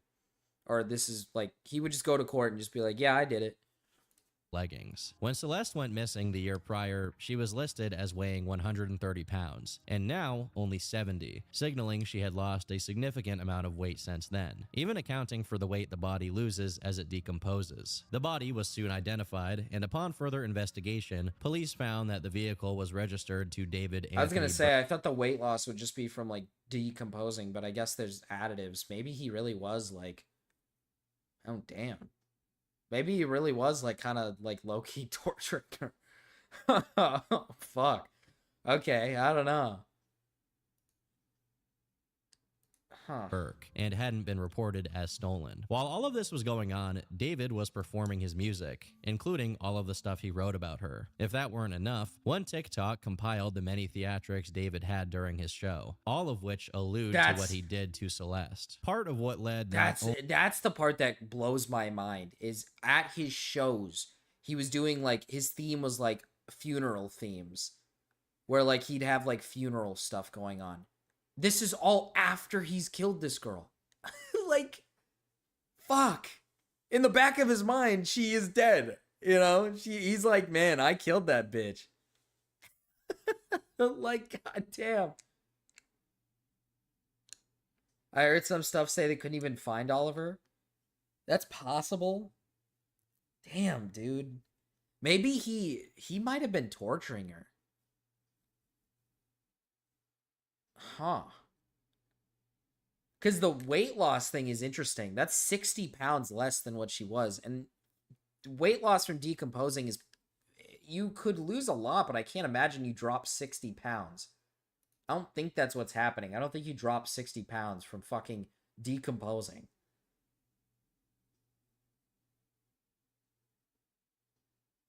I don't know, man. He might have actually, like, fucking... Once he got her to stay over, and maybe she said something that upset him, he'd, like, hit her or physically do something violent, or I don't know. Damn. Only to the identification of Celeste's body, but also her connection to David was the shush tattoo he had on his finger. Although I don't know, I wouldn't trust Turkey Tom on that. I wouldn't trust Turkey Tom on that either. I'm just theorizing here. I'm going to be brutally honest. A lot of the stuff that Thomas showed is like some of the text messages and stuff. And some of these things are all things that it's like, I take with a grain of salt, but I'm just theorizing. I just like to theorize a bit here on what I think might have happened. At the end of the day, I'm just waiting for I'm waiting for the court case to see if, you know, David just admits it. I'd imagine David's just going to admit it. I can't imagine he's going to try to claim that he's innocent.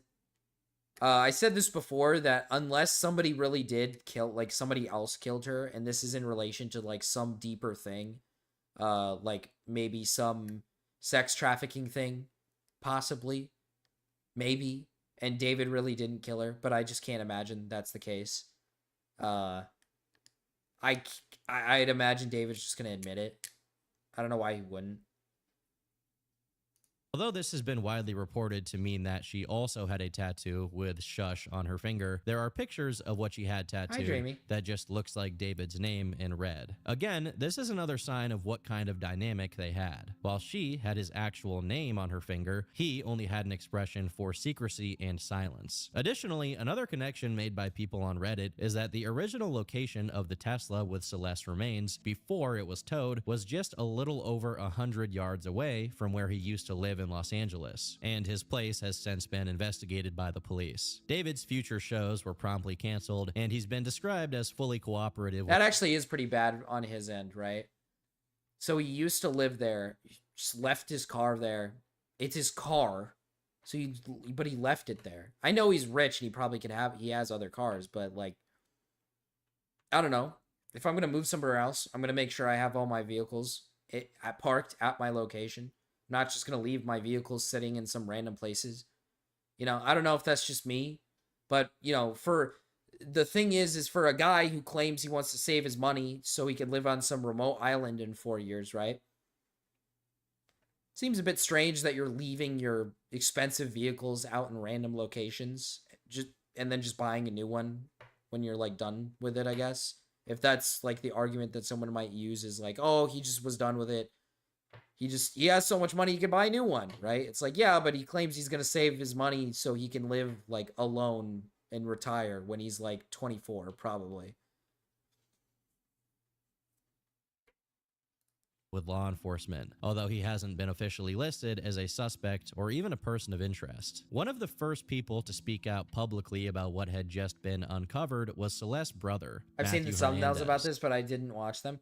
Yeah, the David stuff. Yeah, the David stuff is interesting stuff. It's a very interesting situation. According to NBC LA, Matthew said that family members who still live in Lake Elsinore knew that Celeste knew David, and that Celeste's disappearance took place when she went to see a movie with him. Simultaneously, to someone who decided to contact him on Instagram, Matthew said, yes, it was David. I met him once in person. I knew about him taking Celeste and went to the police about it, but lack of evidence, so it was waved off. Even then, they don't do anything. They haven't even done anything towards him. She was always saying that he was waiting until she was 18 to get married and stuff like that. My sister wouldn't say anything, ever. See, like, I'd take a lot of these messages with a grain of salt, though.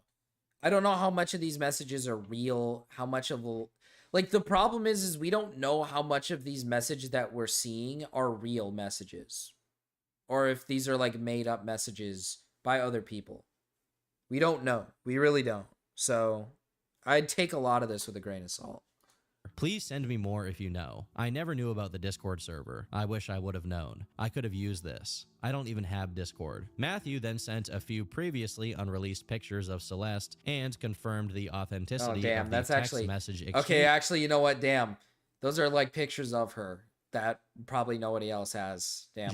Where Celeste identifies someone else who had been with her. But Matthew remarks that this Gus person has since been shot dead. Someone else who came forward was a friend of his and former teammate from when David was still a Fortnite player. I think most of you all know I've known David for about... Dude, what if this goes like fucking deeper than we thought, bro? What if this is like some fucking weird, deep shit, man?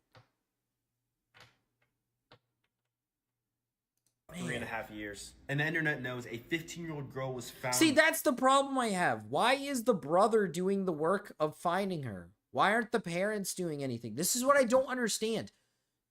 What I don't understand is the family members know that she's with David, but nothing is done about it. So she's missing, but she's not missing. They know she's with David.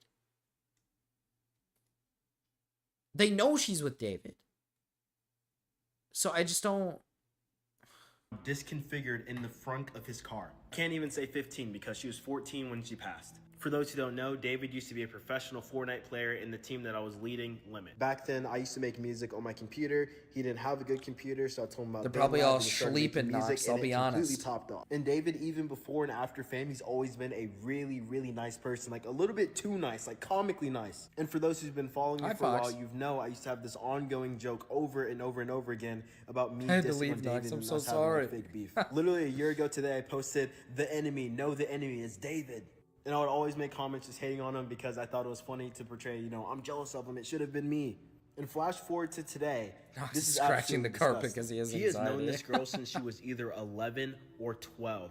Another member of his Fortnite team added more context to how they all initially met. We were all in a Fortnite team called Chronic, which is where I met him. He met her in like 2021 through Fortnite, I'm pretty sure. Then he made her get Discord. Everyone in the team knew about her, and he would joke about it and brush it off every time it got mentioned. That's all I personally know, but my friend Pistol knows more because they talked way more. She would literally say he raped her, but then follow it up with a joke, so I don't know if she was being for real or not. He was also just a weirdo, to be honest. He used to send gore in group chats. It does seem to be the case that a Fortnite team called Chronic was active at that point in time, and it also seems to be the case that David was affiliated with them in some way, at least based on this video title. On the other hand, Celeste's Discord account is verified to have been created in January 2021, which would make her 10, as she would only turn 11 in September remember that when I year, was made which to is get all the Discord? more horrific. Who made Someone you do else it, who man? knew David Who made and you do claimed that, they bro? briefly dated That's when fucked she was up. 16 and he was 18, claimed she had seen him with Celeste, but never had any idea of anything that was going on. But besides people who knew David, some that knew Celeste also chimed in, including one called Exile's Funeral, who said, "Last time me and Celeste called, she was drunk and spam calling David. They have matching tattoos from when they dated. David used to have pictures of her up on his Instagram, but after they broke up, he took it off. Only thing throwing me off is the age, but I'm just gonna assume she lied about her age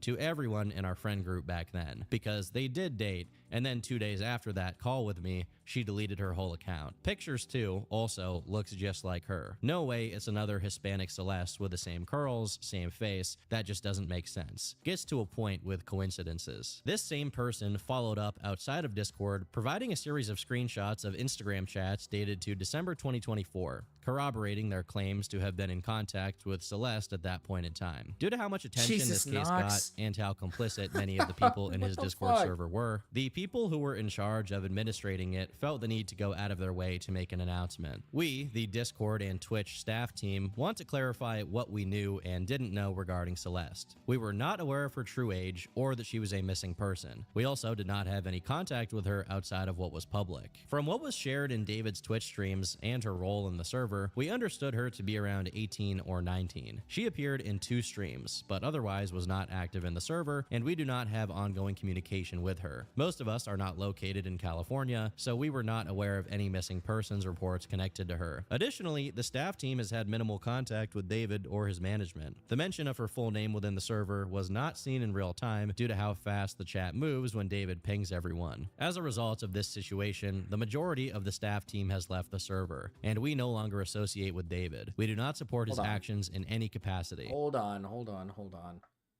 I need to thoroughly read this myself, bruh. To the members of the server, we, the Discord and Twitch staff team, want to clarify what we knew and didn't know regarding Celeste. We were not aware of her true age or that she was a missing person. We also did not have any contact with her outside of what was public.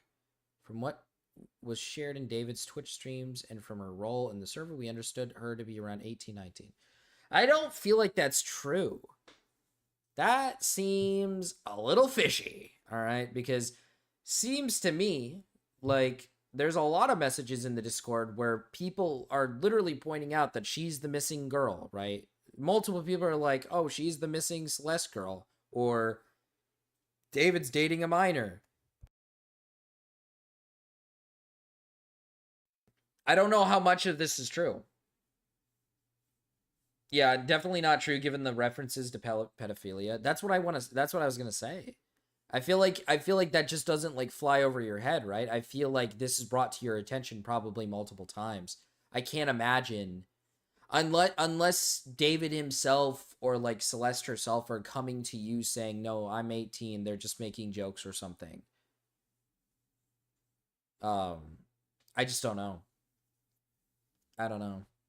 There's a lot of references to this stuff, so I don't know how much I trust this. She appeared in 2 streams, but and keep in mind, in one of those streams, she literally makes a joke about him like fucking a minor.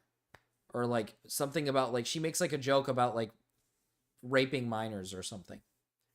So I don't know. Seems a bit strange that you believe that she was. Oh, you never knew. We never knew, guys. We never knew. Otherwise, was not active in the server, and we did not have ongoing communication with her. Most of us are not located in California, so we are not aware of any missing persons reports connected to her. I guess that's fair. I guess the missing reports thing is fair. To clarify what we knew and didn't know regarding Celeste. We were not aware of her true age or that she was a missing person. Additionally, the staff team has had minimal contact with David. This is his server and you have minimal contact with him? Or his management? It's his server, but you don't have contact with him? Okay. We also did not have any contact with her outside of what was public. From what was shared, I'd understand if this was like a fan server, but he's in the server and Celeste is in the server too. So saying you didn't have much contact with him is weird. Because I feel like you should. I feel like that should be a given. You should probably have contact with him in your Discord server. All 14-year-olds are evil. Maybe all 14-year-olds are evil. Maybe she deserved it. Maybe she deserved it. Shared in David's Twitch streams and her role in the server, we understood her to be around 18 or 19. She appeared in 2 streams, but otherwise was not active in the server, and we do not have ongoing communication with her. Most of us are not located in California, so we were not aware of any missing persons reports connected to her. Additionally, the staff team has had minimal contact with David or his management. The mention of her full name within the server was not seen in real time due to how fast the chat moves when David pings everyone. As a result of this situation, I think a lot of this is cope, bro. I'm gonna be brutally honest. A lot of this is insane cope. I think a lot of this is insane cope. I mean, I'm not saying these people aren't like responsible for her death, but let's be brutally honest here, dude. You guys knew something was happening or something was going on. It seems so, I don't know, it just seems so obvious to me. Like, okay, here's the thing. On a surface level, nobody believed this guy was like a pedophile, but it seems like a few people would consistently talk about how this guy is dating like a minor, and somehow, some way, all of the moderators of a server, they just don't have a clue. They have no fucking clue. Oh, we just think she's 18, 19. I don't know how to, I don't know what to say to that, right? Like, it just doesn't feel like that's true. Seems to me like there's multiple people talking about her being a minor, and saying that the chat moves too fast is ridiculous because you're supposed to moderate the server. I feel like that's insane to me, right? Like, saying that chat's moving too fast, can't moderate it. It's like, what? So people just like spam words in there that's like bad or against rules, or if something like evil happens in the server, but it gets like to the point where there's just too many messages, you're not going to look through it. You're not going to like skim through it. You're not going to look through things. It's your job to, right? I guess it is a Discord server though, because I will give them the benefit here and say it's a Discord server. They're probably not being paid. So, I mean, if I'm in their shoes, if I'm a moderator, I'm not going to put in that much effort. But I don't know. I think it's cope. I think they did have an idea or thought, or at least the idea of her being a minor was brought up to them multiple times. I think that was definitely brought up to them. The missing persons part, I can believe them on that one. Because to be fair to them, they probably aren't in the state of California. So when someone mentions like, oh, this is the missing girl, they probably think it's like some joke. Because they have no clue about some random missing girl in California. So I'll believe them on that part. I'll believe them on that part. But the idea that they had no clue that she was underage is a little silly.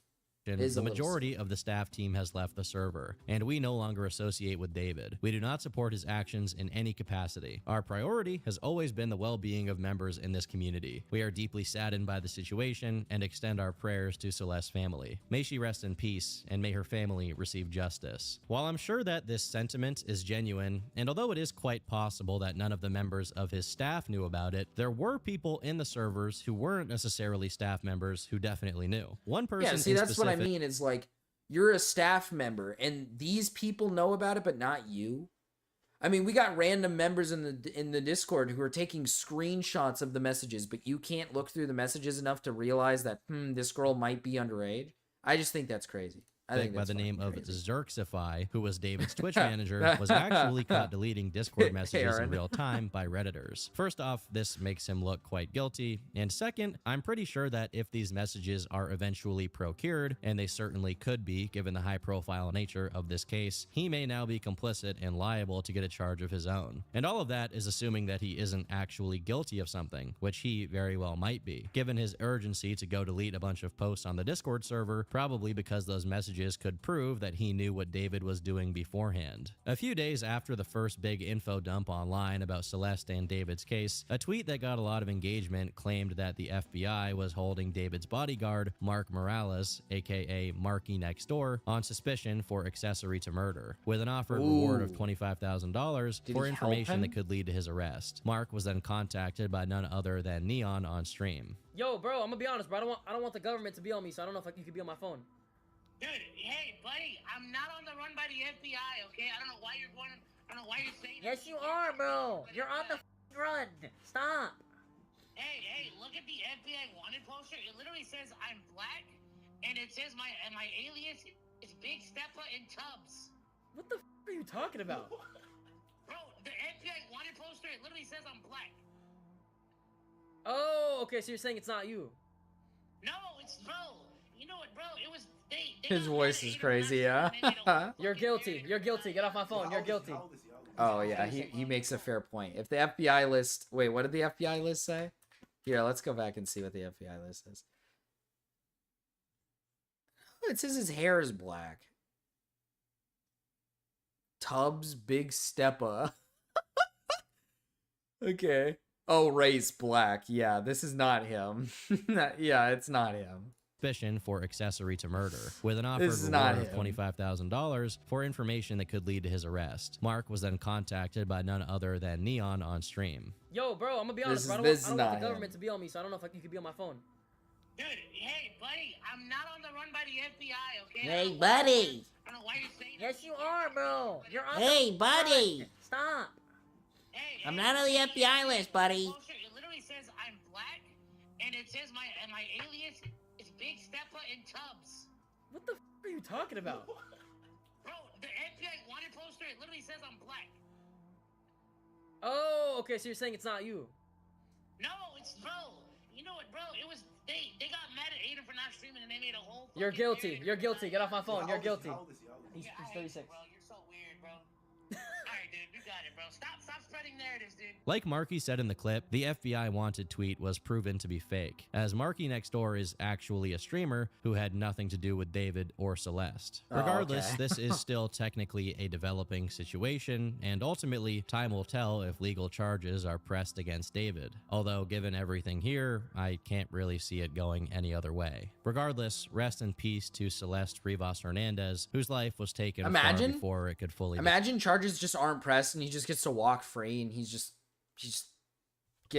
gets to continue to make music and whatnot. Surprised Neon didn't go for that reward money. Develop. To be fair, it is fake. Thanks for watching, and until next time, He's probably just leave me fucking with alone. him. Imagine he just gets to walk free. Like, imagine they actually do go to court and they just deem him, like, innocent. Oh, yeah. Oh, big belly. Big old belly. If he did get to walk free, do you guys think you'd listen to his music? Would you guys just be like, Would you guys listen to his music and be like, hell yeah? Hello, Marcus. Hi, Cody. The turkey carved him. Hashtag the turkey carved himself. True. Oh. What is this? What is this that I just stumbled upon? Fuck no, that's some soy boy ass music. What do you mean? Oh yeah, dude. Get ready for a citywide adventure in the world of Pokemon. Did they show some of the new megas on this bitch? Pokemon Legends ZA. Tyrone, have you seen Scrafty? Have you seen what Scrafty looks like? Thriving metropolis of Lumio City, where an urban redevelopment plan is underway. Is it just the same? Let's see. Fit into a place that belongs to both people and Pokemon. Here, you'll meet your partner Pokemon and set off on an adventure all your own. Z? What fuck? What do you mean fuck this? Z is X and Y and Z. That's Zygarde. Z is for Zygarde. The fuck, man? What the hell, man? Throughout Lumio City. These habitats were specially constructed to give Pokemon places to actually like how they look. They look kind of smooth. I do enjoy how they look. They look very smooth. They look like Pokemon. Live comfortably. I like how they look. Even without having to battle, you can catch a wild Pokemon by tossing a Pokeball its way. Nice scatterbug But caught. watch out, some Pokemon might attack. Man, that'll be a bitch, bro. It's time to battle. Moves are assigned to the 4 face buttons. Well, yeah, I know the anime is called X, Y, and Z, but I just mean like X and Y was made and they're making ZA because, you know, Z, you know, Zygarde. It's a game about Zygarde, you know, Z for Zygarde. The fuck, man? Why are you trying to slander it? I don't know, Pokemon only Pokemon. Well, Tyrone, Scrafty, it seems to me like Scrafty might get a Mega, and he looks like a KKK member, dude. You might want to use him. After you use one, a move can be used again when it recharges. Careful though, different moves recharge at different speeds, so consider which ones you want to use and when. Strategically planning out your next move is key. And keep an eye out for wild Pokemon that could overpower your team. If things are looking tough, it might make sense to run. Here's what it looks like. Here's what we're thinking. It says Mega Scrapped. They show it in this? Did they show it in this? Let's see. Around town, you can relax with your Pokemon at cafes. Try out the latest fashions, hairstyles, and makeup. And even have an impromptu photo shoot at your favorite spots. Because there's a pack of Pikachus in heat. Actually, it would be Voltorbs. I think Voltorbs are the one who power things.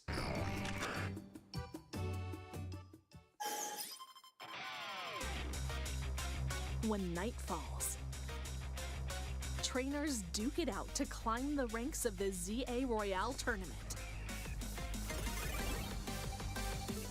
If you're spotted, oh damn, I can't lie. I can't lie. The people look ugly, bro. I'm not gonna lie. She ugly. The people just like the face I will say that is something I don't like. She just doesn't.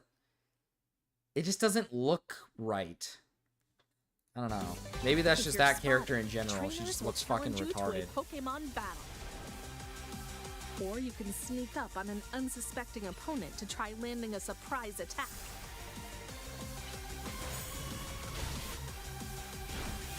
Win enough battles, and you'll earn the right to challenge a tougher opponent in a promotion match. Everyone starts at rank Z, with the goal of reaching the top, rank A. Rank A.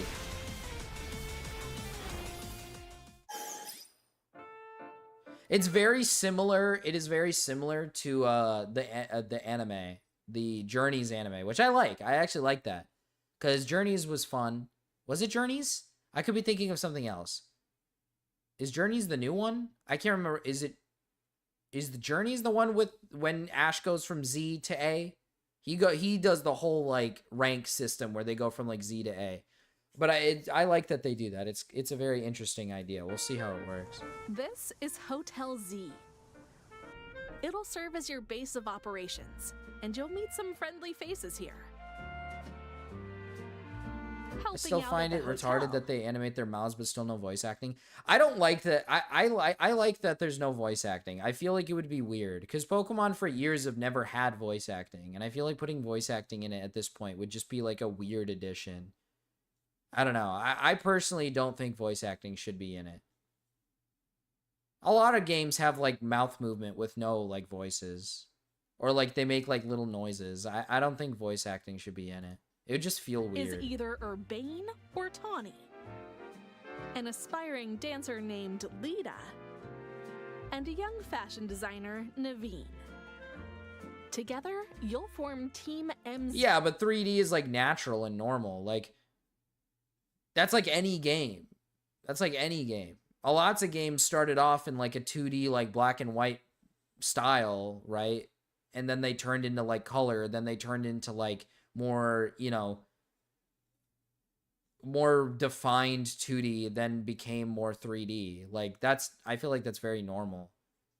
But I think adding voice acting would be weird. In order to protect the city, you'll also enlist the help of other folks, like Hotel Z's owner AZ. And the top detective in town, Sonic Emma. has kind of always had voices. They'll lend a hand in tackling Sonic's always had some voices. strange incidents in the city. Or Mario's always had voices. See, that's the thing. That's where you're wrong. Sonic has always had like a voice, or at least he's made noises or sounds when they talk, right? So it makes it feel very natural when they add voice acting eventually into the games. Mario, on the other hand, I don't think there's a Mario game where like he says literal words. It's usually just like a noise he makes. Pokemon has never had an instance where the characters in the game make noises or say things. It's always just like the word bubbles, and then you read the word bubbles. So I feel like if they randomly out of nowhere just made a game with voice acting, it just wouldn't make much sense. It would be very weird. Sonic had 0 voices before the Dreamcast era. Yeah, before the Dreamcast era. Okay, that doesn't count. That doesn't count.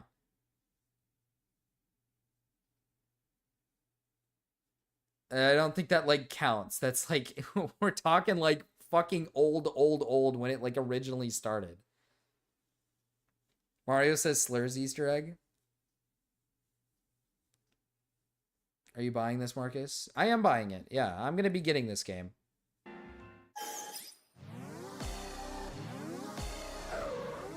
One of the cases you'll investigate is that wild Pokemon are mega evolving on their own and rampaging across Lumio What do you City. mean it doesn't count? Because it's like an old version of a game where voice acting in games isn't exactly like normal. It's not like you're seeing like voice acting in games in the 1990s, dude.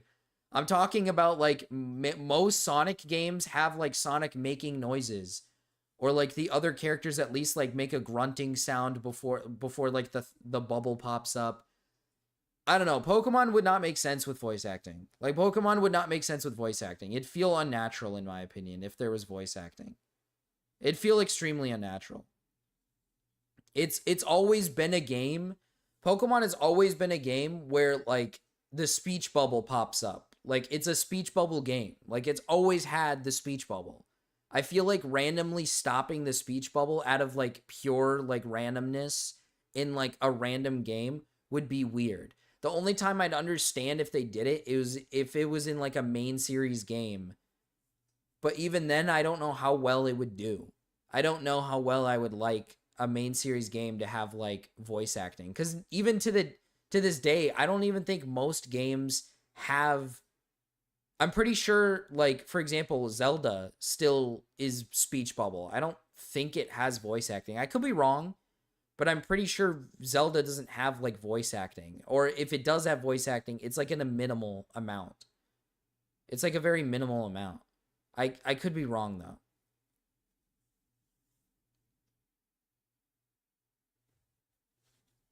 It's like in the text at the bottom.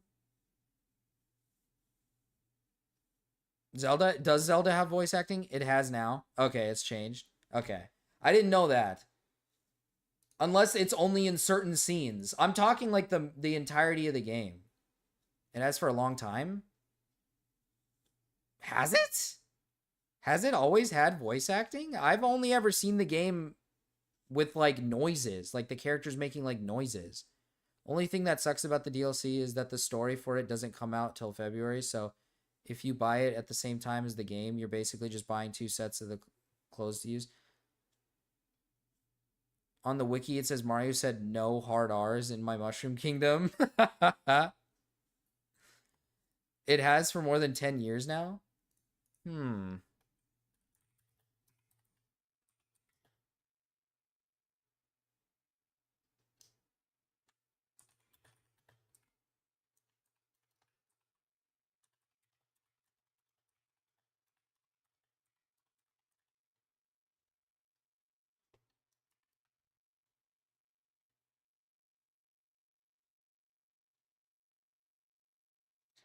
Okay, so you guys are wrong. What?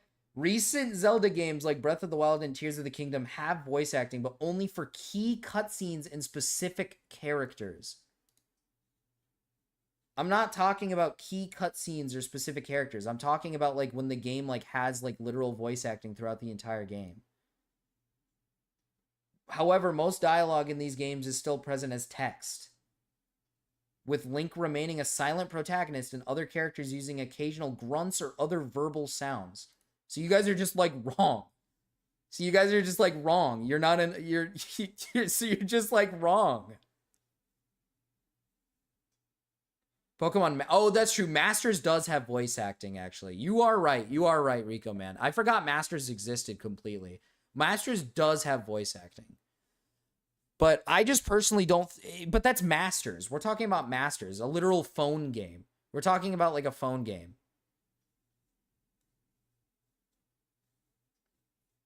I just remembered there was this point-and-click Zelda game with full VA. Really?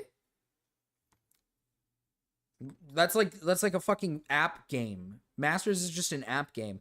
I'm talking about like the main series games. Like, I don't know, Pokemon has always been known as like the text speech. You read the text speech. I don't really have an issue with reading text speech. I don't know. I think that's like fine. I think there's bigger issues to kind of gripe about. They still have voices. That's the whole argument. We just want voices in mainline games. It's the industry standard. I don't think that's the... I don't know. I wouldn't call that the industry standard. Just because the game doesn't have voice lines means jack shit and fuck all. I think there's bigger issues than voice lines. I'm sorry. I think there's bigger problems. I don't think putting voice lines in a Pokemon game is going to make the game like infinitely better. I don't think like... You could add like voice lines. It's not gonna like stray away from the fact that there's mechanics in the game that suck or there's other things in the game that aren't fun. I think adding voice acting is not the point that people want. I don't think people want voice acting. That's not from what I've seen. I've seen multiple people complain about other things, not voice acting. No, I haven't seen a single person talk about voice acting. To be brutally honest, Nox is the first person I've ever met that has brought up voice acting.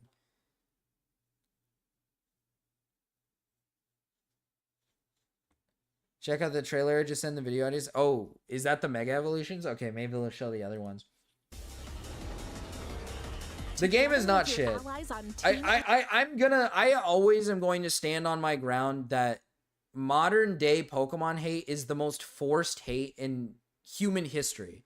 It is insane how forced Pokemon hate is. Pokemon is not that bad of a game. Is it like a masterpiece? No, it's not a masterpiece. But when people act like Pokemon is this like, oh, it's garbage, it's absolutely atrocious, it's terrible. It's like, no, it's not. It really isn't that bad of a game. It's a fun game. Like the recent game, like Scarlet and Violet is a good game. It is a fun generation. There's plenty of things in the game that are fun. A lot of the Pokemon designs are great. It's just that people will gripe about like the one design that's not that great. And then they'll be like, oh man, they're running out of ideas. And it's like, I'll point at the old generation and say they made a fucking pile of shit. God forbid Pokemon adds a Pokemon that looks like a flamingo, right?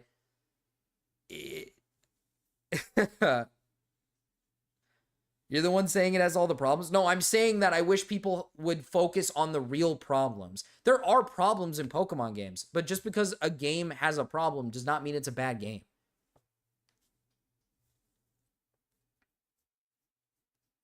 Compared to Gen 1 through 5, yes, they are actual garbage. No, they are not.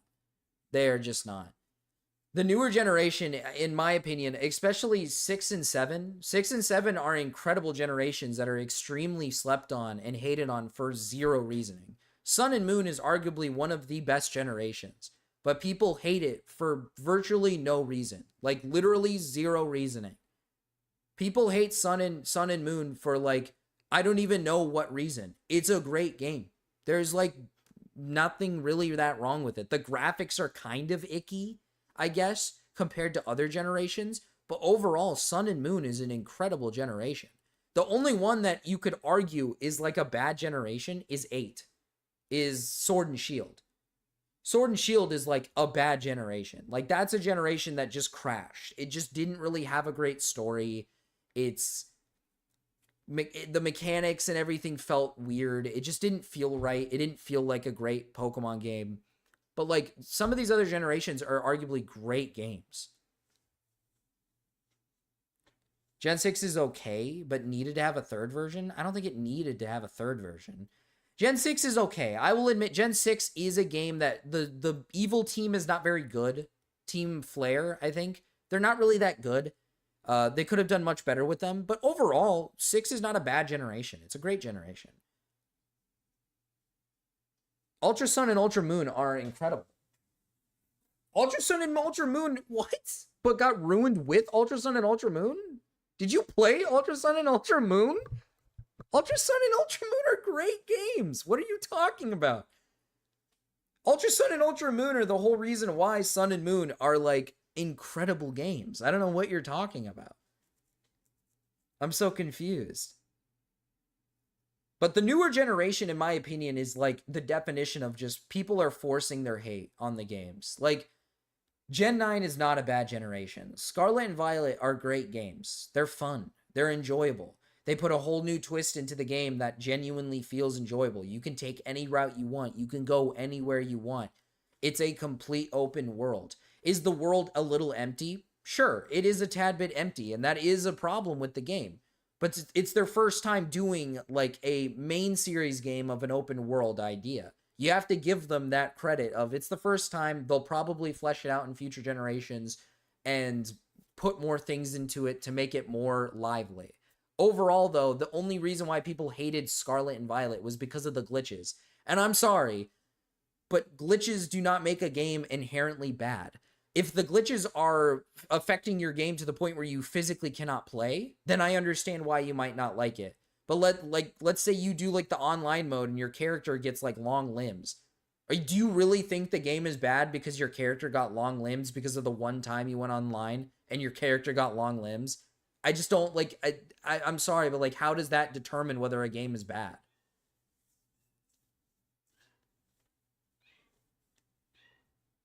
It's not an open world. It literally is an open world. Kanto pandering, almost the same story. The Black City is just a hallway. That they got left behind speaks volumes. Rico, I don't know what you mean by Kanto pandering, bro. What is Kanto pandering about Scarlet and Violet? I don't know what you mean.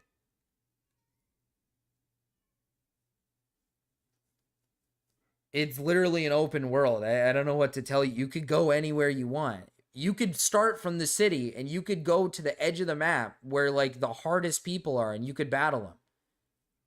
Oh, I meant Ultra Sun and Ultra Moon. Oh, well, I wasn't talking about that one. I'm talking about Scarlet and Violet. But Ultra Sun and Ultra Moon is not open world. But Ultra Sun and Ultra Moon is in general It doesn't have level caps. That is something that I wish they would have added in Scarlet and Violet, is level caps. I think that would have been a very cool idea. I think they might add that into the future because that would be a very smart idea. That'd be a great idea. But like I said, it's the first time they're doing this overarching idea. And I think that I think that in the future, they're probably going to flesh it out and make it better. Which is why I'm saying Scarlet and Violet's really not that bad of a generation. And people hating on it to an insane degree is just too much. Like, it's too much.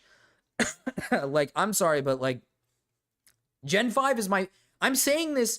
You have to understand this. I'm saying this as my favorite generations are 4 and 5.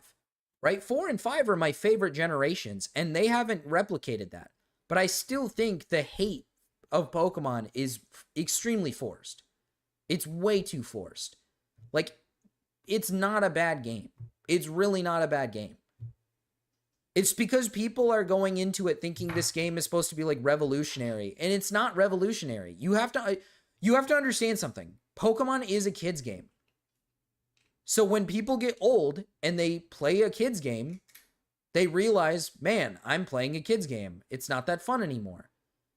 Instead of shitting on the game and saying the game is ass, you just move on from the game. You just don't play it anymore. It's a kid's game. Like, expecting a kid's game to cater to an overarching, like, adult audience is retarded. The games are made for kids.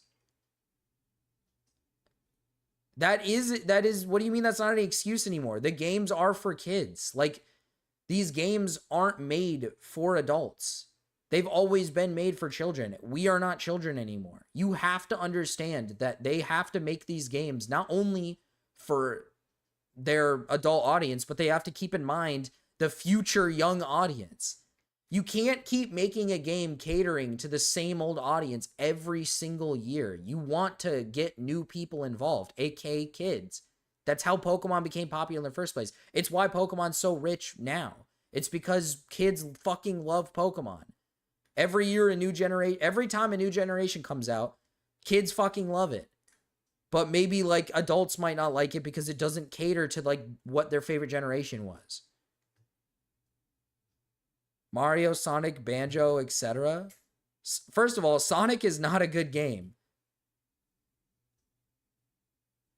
Sonic was never good. There's only like 2 good, like, historically, Sonic has had like really bad games. Like, really bad games. It only recently have they had Frontiers that really did good. I think Colors was a good game. And like Sonic Adventures 1 and 2, I can't remember the other ones, were like good. Anything after that were considered like heaping piles of shit. Mario is, again, Mario in my opinion, I wouldn't say is like outwardly a kid's game. Mario caters to an overarching like everyone audience, I'd feel. But Mario is a good example of like, it still holds up. It still holds up pretty well. Banjo, I don't know how to feel. I don't know how to rep Banjo. Banjo's not even on the same level as all these games. Why do people go back to older games then? Because that's their favorites. I go back to Gen 5 and Gen 4 all the time because those were my favorite generations from when I was a kid. Right? Like, okay, here's the thing. Me saying Gen 4 and Gen 5 are the best generations is completely objective. It's not true in nature. I believe that Gen 4 and Gen 5 are the golden ages of Pokemon. Those are the best games in my opinion. But there's plenty of people who have an immense disagreement with me and believe that 3 is the best generation. Or there's people who believe 1 is the best generation. There's people who believe 6 is the best generation. There's people who believe 7 is the best generation. There's no like objectively like correct answer in my opinion. There's millions of people who believe 1 is better than the other. The only generation that I think you could make a valid argument for why it's not the best generation is 8. Because 8 crashed very hard. Like 8 crashed very hard. To a degree where you could look at it and be like, yeah, that game like didn't succeed very well because it just wasn't that good of a game. XY Nuzlocke when? I should do an XY Nuzlocke. Banjo had 3 games in total. Okay, yeah, you can't use that then. The only bad Sonic game were Free Riders and Sonic Boom. I think there's more than that. I think there's definitely more bad Sonic games. There's the Genie one. There's a fucking Genie one. Dark Knight. I think there's like a Dark Knight one. That one I heard was dog shit. They have a lot of stinkers. They have a lot of fucking stinkers.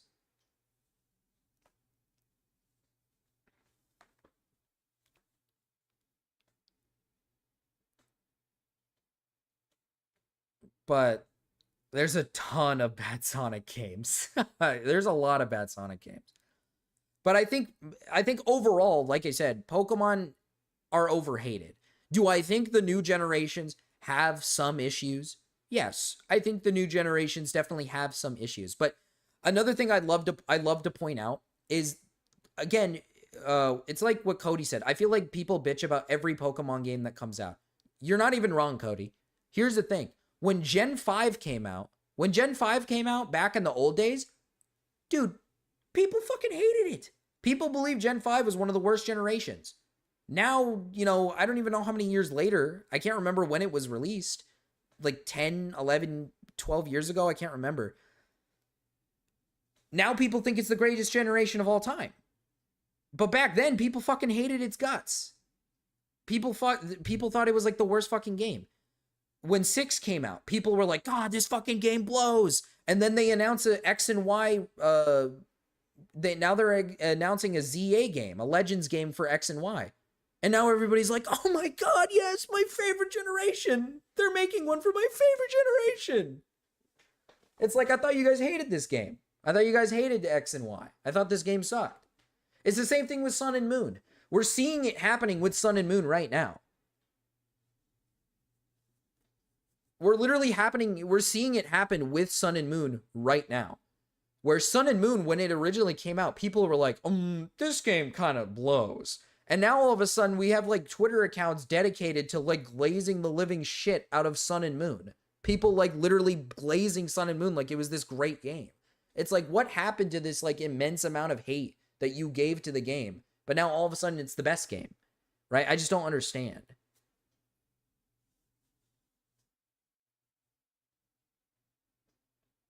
The new rules for Pokemon are just far superior than the original game. Like, universe is better. What do you mean new rules? Like how like battling goes and stuff? Overall, I do think that, and I'm not saying Rico, I'm not saying that we can't hold Pokemon to a high standard, because I do think we should hold Pokemon to an extreme standard. I do think we should hold them to a degree where they are making better games with just better overall feel to the game. But I do think immense amount of hate towards the game is a little forced. Like, I do have issues with the games. There are parts to, like, for example, Scarlet and Violet. There are parts of Scarlet and Violet that shouldn't be there. Glitches shouldn't be there. Like, I agree. Glitches should not be in the game. There is no reason why this Switch game has glitches in it. There's just no reason why it should have glitches in it. And there's no reason why the world is so empty, right? It shouldn't be so empty. So my expectations for ZA is that they fixed a lot of those issues. There shouldn't be any glitches, and there should be a much more vibrant world. That's what I want. All I want out of ZA is an improvement from the last Legends. The last Legends felt a little empty, but it was a great game overall. I'm hoping that this game feels less empty. There's more to do. There's more exciting things into the game. Like, there's a lot more design in terms of the game. There's a little bit more. And as we go forward, we just want to see more and more and more. The new types, etc. Special physical divide megas. Black and White remake would go stupid. It would go. I think they're saving it. I think they're saving it. I feel like the Pokemon company in itself have been hyping a Black and White. Like, they've been hyping up a Black and White remake. I just feel it. They keep mentioning Black and White once in a while in these weird ways, and I'm like, I feel like they're making a remake. And then they gave a ZA, and I was like, oh, I thought it was going to be a Black and White remake. I fuck with Legends ZA. I'm not complaining. I love Gen 6. But I feel like they're really working to make a bigger project for Gen 5. Because again, I can't stress it enough. I feel like Gen 5 is the best generation. It's like, it's got literally, it's black and white and black and white too. It has two separate games that are its own different games with two different fucking storylines that go absolutely hard. They're incredible storylines. It's just, they gotta be cooking something, is what I think. They gotta be cooking something up for Gen 5. Sun and Moon remakes eventually would go hard. I would like a Sun and Moon remake eventually, but I do think that one's gonna take a while. I think Sun and Moon's gonna take a while. We're probably not gonna see that for a while. Take on these rogue mega evolved Pokemon. Your best bet against these formidable foes is to strengthen your bonds with your Pokemon. I like the design of the Pokemon a bit better this time around. I don't know why. I feel like they look a little smoother. They look like Pokemon. And what's the mysterious cause behind the rampages? You can battle with up to 3 other trainers by connecting either locally or online. Wait, what? Gather your team and see who can take down the most Pokemon within the time limit. Oh, it's like in a little arena. Show off your trainer chops by using all the moves and mega evolutions at your disposal.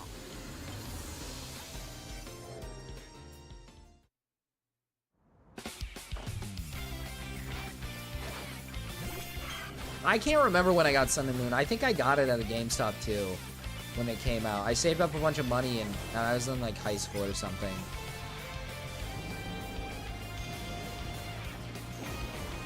I don't know if I yeah, it does seem a tad bit annoying.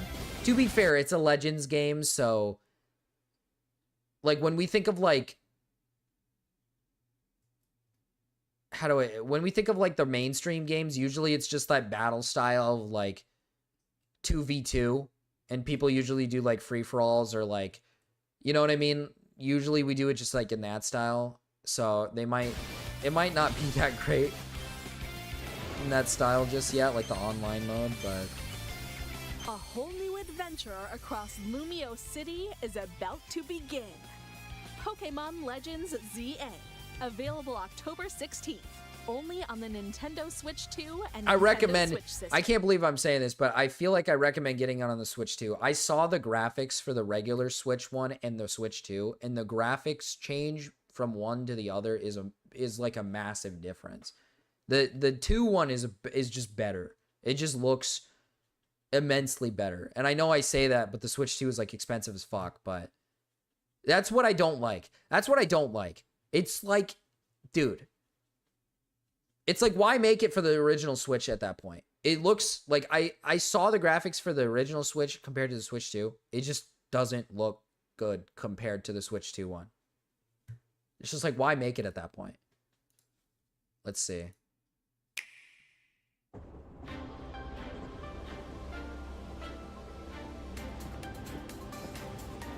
It genuinely, that's the one thing I hate. It genuinely feels like they're forcing you to get a Switch 2.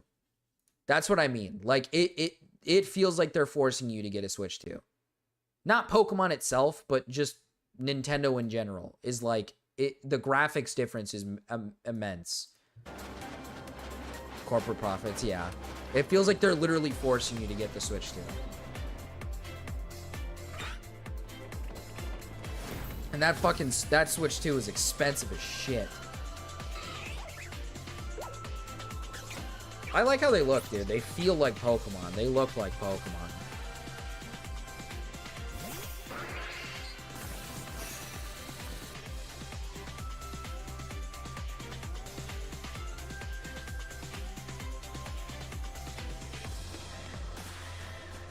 Okay.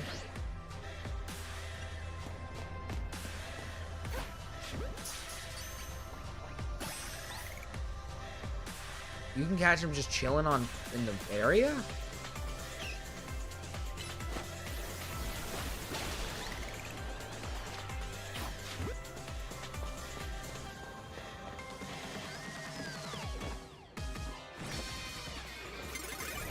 What starter are you picking? It heavily depends. Because I saw the megas I saw the megas.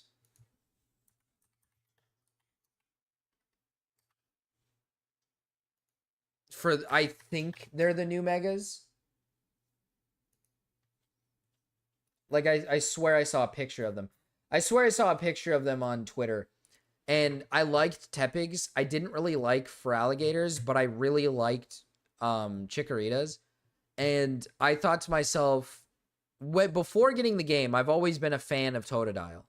I've always been a big fan of Totodile. And I was like, am I going to go Totodile again, or am I going to take my chances with, like, the other two? And I was going to go Totodile, but I saw the Mega that I think is the Mega for Meganium, and I kind of want to go Chikorita.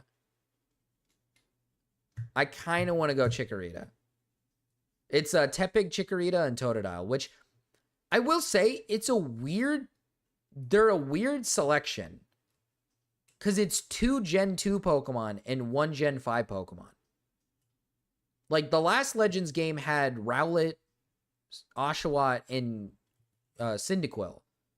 And it's like, that's one from different generations. I thought this gen was going to have one from different generations. Like, one from Gen 5, one from, like, Gen 4. Or maybe just do the same route. One from Gen 5, one from Gen 7, one from Gen 2. Right? Instead, they did 2 from Gen 2 and then 1 from Gen 5, which is weird, but it is what it is. Are you talking the Leaf Dart? Yeah, I'm talking the Leaf Dart, which I don't know if it's true or not. But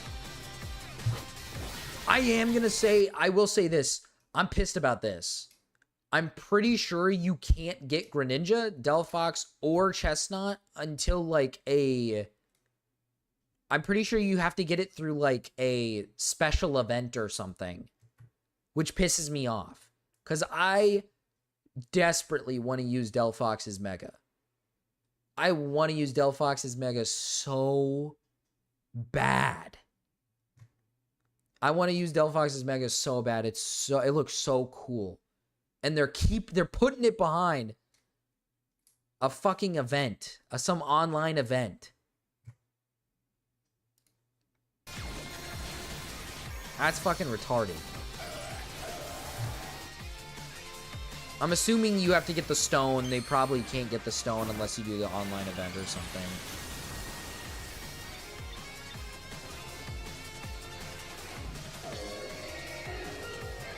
It's so fucking cool. It's so cool. So good.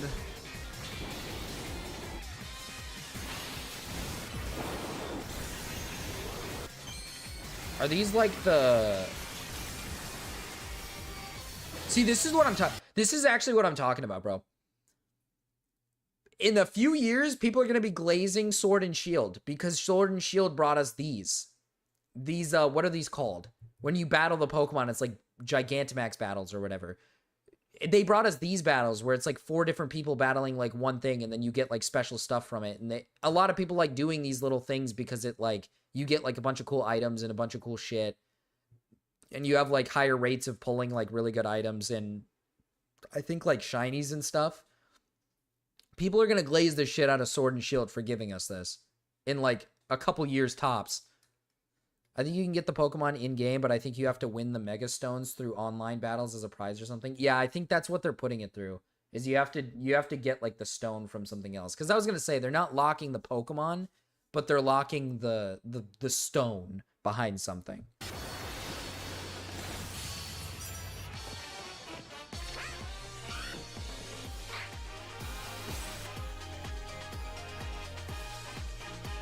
I am curious to what the story is going to be. Because I feel like it's got to do something with, like, Z's backstory still. And, yeah, like, his Floetta and Zygarde, and... I'm very curious to see how the story goes. I looked it up. You need to get the Nintendo Online membership. That's what pisses me off. See, oh, here. Obtain Megastones by pitting your skills against trainers around the world in ZA battle clubs. So in Season 1, you can get the Greninjite. Then Season 2, you can get Delphoxite. And then in Season 3, you can get Chestnutite.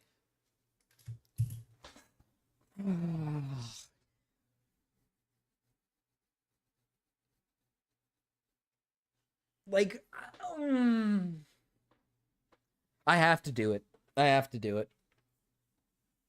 I have to do it, but I don't want to. It's so gay. It's so... I have to wait for 2 seasons just to get Delphoxite. I can't just...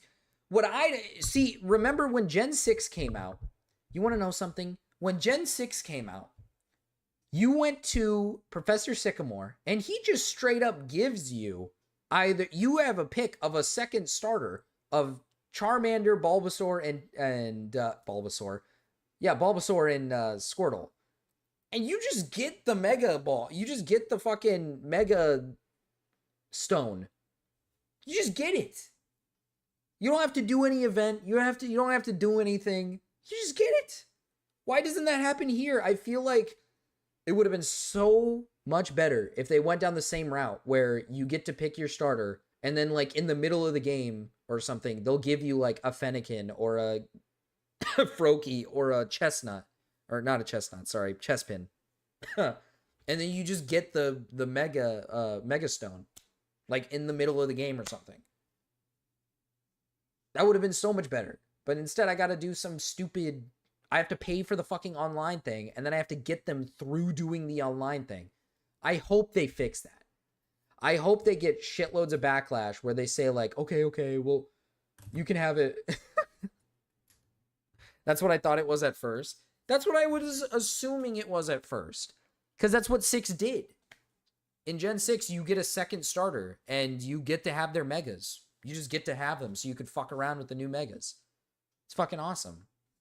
I think that's post-game. See, I want to use it in the main game. I want to use it. I don't want to use it in post-game. I want to use it in the main game. Like, come on. I want to use it in the main game, man. I don't want to wait till post-game to play with fucking Mega Delphox and Greninja and Chestnut. I don't want to wait. They better... Isn't it $20 a year? It might be. God, $20 a year is fucking ridiculous. I know that sounds... I know that doesn't sound like a lot, but... Dude, Nintendo Online... It's so useless. The online membership is so fucking bad. It's like literally the most useless online thing ever. The only thing you can use it for is like if you're like playing Mario Kart consistently with like friends, I guess. I've never understood them making cool shit only unlock after you beat the game. Like, what's the point? I agree. That's the one thing I don't understand. I don't get it. Why? It's so weird. I feel like people were dying for megas from these 3, right? They wanted megas for these 3 so fucking bad. And we gotta wait till the after game to get them. People wanted these 3 to have a mega because they're the ones from the generation that created megas. Of course they're supposed to get mega evolutions, but we can't fucking use them. Fuck, dude. That's retarded. At least make it so that if you pre-order or something, get a Ralts holding a Gardevoir stone as a gift. Early purchase bonus? Oh, well, okay. So they'll do an early purchase bonus for a Gardevoir stone. I guess that's kind of nice.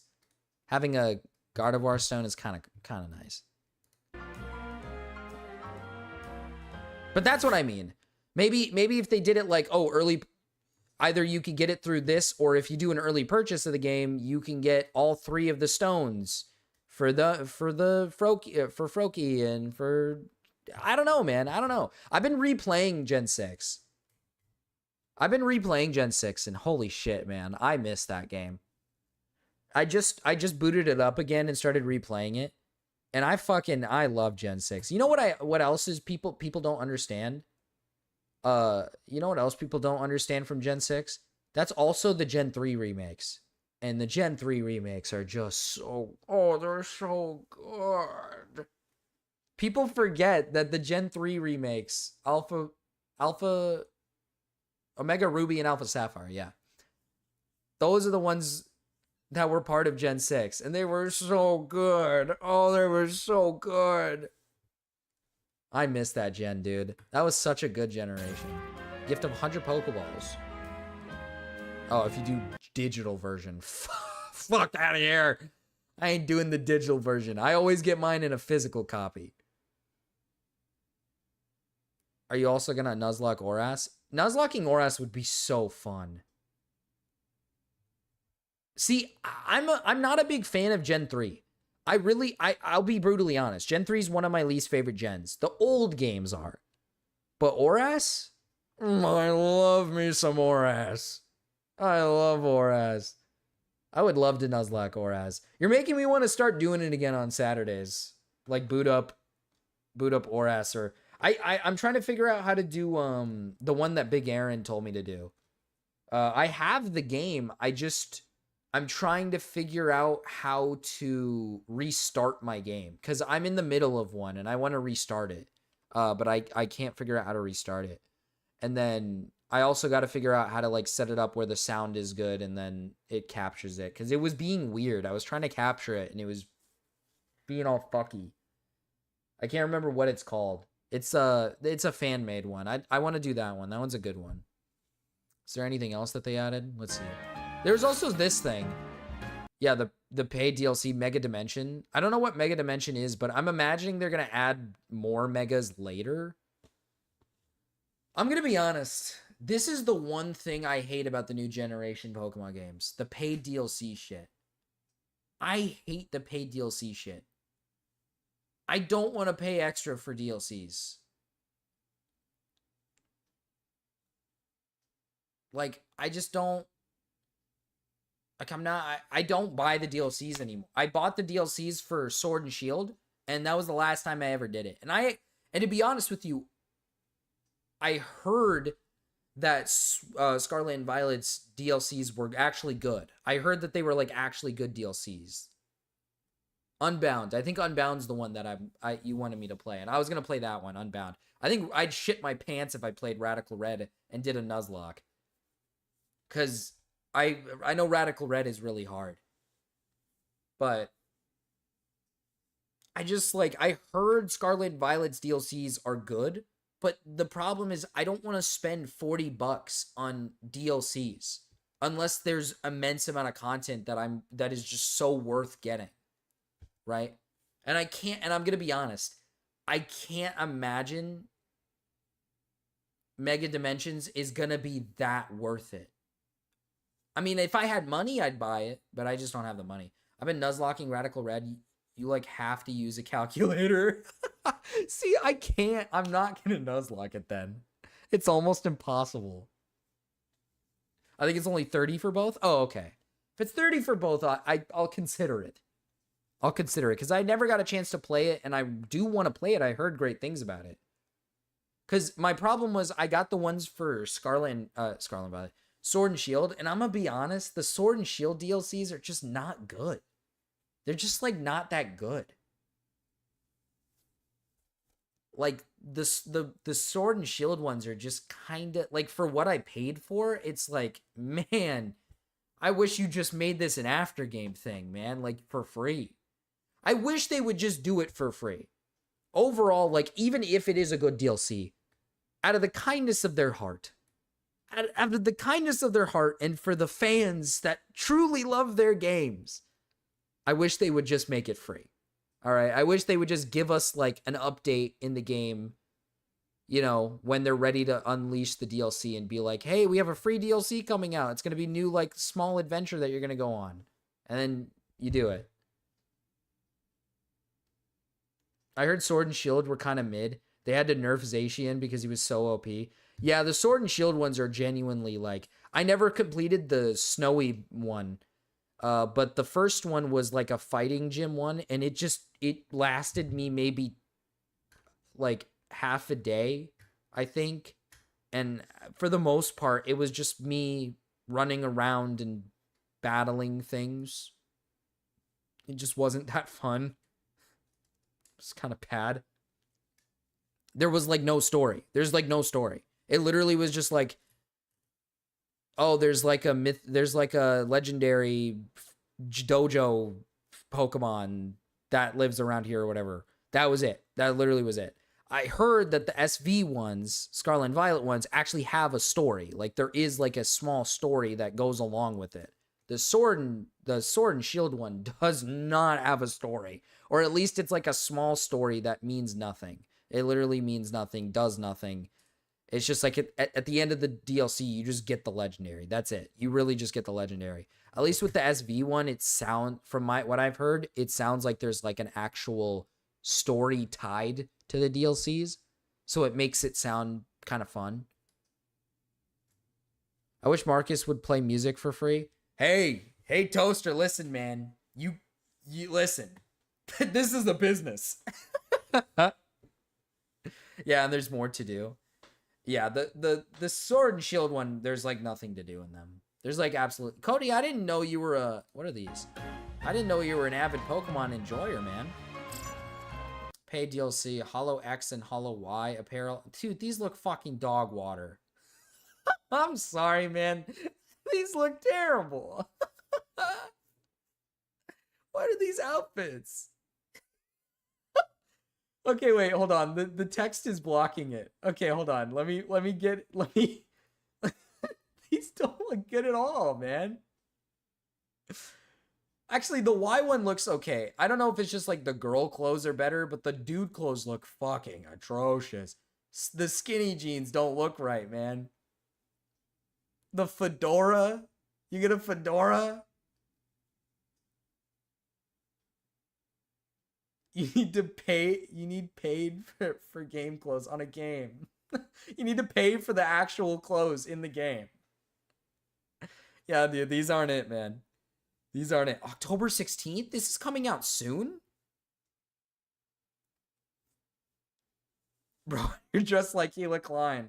Yeah, this is goofy. I'm sorry. This is extremely goofy. Take the fedora off and the glasses, and maybe the outfit actually is kind of nice. Because if it, like, glows up in the dark at night and has, like, a cool glow, then, like, yeah, that'd look kind of cool. But the glasses and the hat look so goofy, bro. What the fuck? I can't believe it's coming out that soon. I didn't realize it was coming out that soon. Yeah, Horizons is the new one. I heard Horizons isn't even that bad. I really want to rewatch X and Y, dude. I really want to rewatch X, Y, and Z, the anime. Dude, the X, Y, and Z anime is so good. It's like my favorite one, bro. It's like the best. I love this generation's anime. The one thing I hate about this generation's anime is that Ash didn't win his championship in this anime. His team was so stacked. Does the male main character look a young Sycamore? Oh, I didn't get to see. Hold on, is there any additive stuff that they added in here?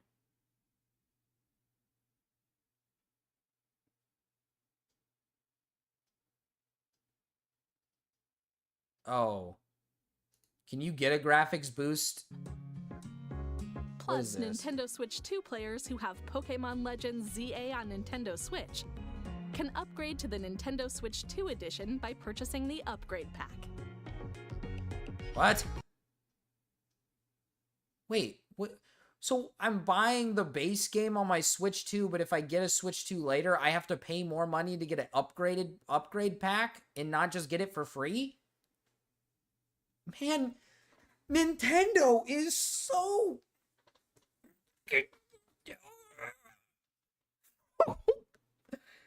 Chill! How much money do I gotta blow on this shit? Why? I'm paying the same. Just give it to me for free. Just like upgrade it for free. I don't. Why do I have to pay for it? Aren't they the same? Okay, maybe this one's more expensive than the other. Maybe the Switch 2 one is like. Sadly, new games are $70 these days, so this one's probably gonna be $70. Oh, $70. Thank God it's not 2 games. Thank God it's not like 2 different versions. I just have to buy one version. I just have to buy one ZA. But I'm imagining this is like $60. So at least if the upgrade pack is like $10 or whatever, okay, it's like the same price as this. Yeah, they did that with all the Switch games like Zelda and shit. It's so dumb. Dude, Nintendo is so fucking greedy. Oh, they get their greedy little palms all over us. Holy fuck, man. You guys make so much money already, dude. You don't gotta do that.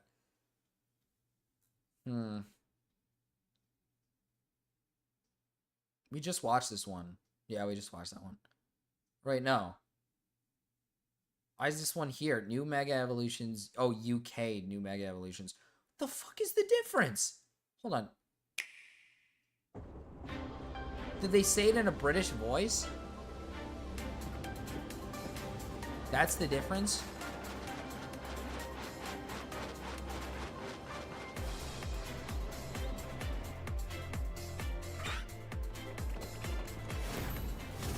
I did hear about the patent that Nintendo made. But I read into it in a little bit, and it's bad, but I don't think it's that bad. I don't think it's like that bad. Nintendo does tend to rape their fans.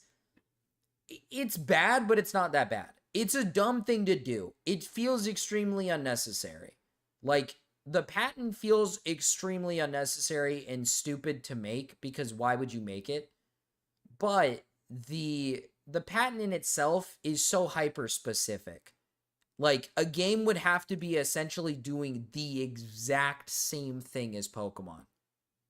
Like, they'd have to be doing fucking bar for bar the exact same thing for the patent to even, like, for the company to even, like, get you in trouble. So it's like, I don't know why they did it in the first place, because it's unnecessary. Like, if somebody wants to make a game in the same style as Pokemon, I don't really see an issue with that. Like, who gives a fuck? Did you look at the male main character? He looks like a young Sycamore. Yeah, you said that earlier. I was going to try to check that out to see. Actually, in this one, the UK one doesn't have any voices. Why does she look like the girl from Scarlet and Violet? She looks like the teacher, the fighting teacher from Scarlet and Violet.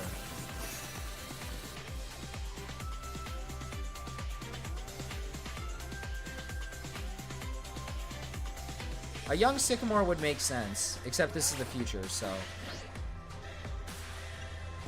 The girl does not resemble him.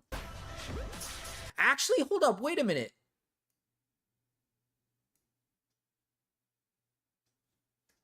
Hold up.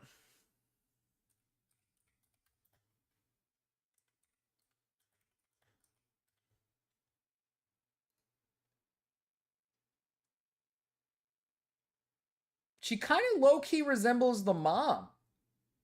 Does she not?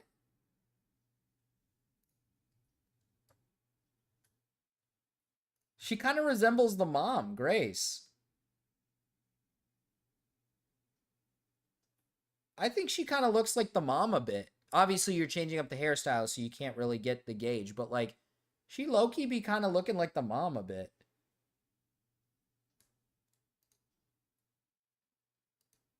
But yeah, the dude does kind of look like Sycamore a bit.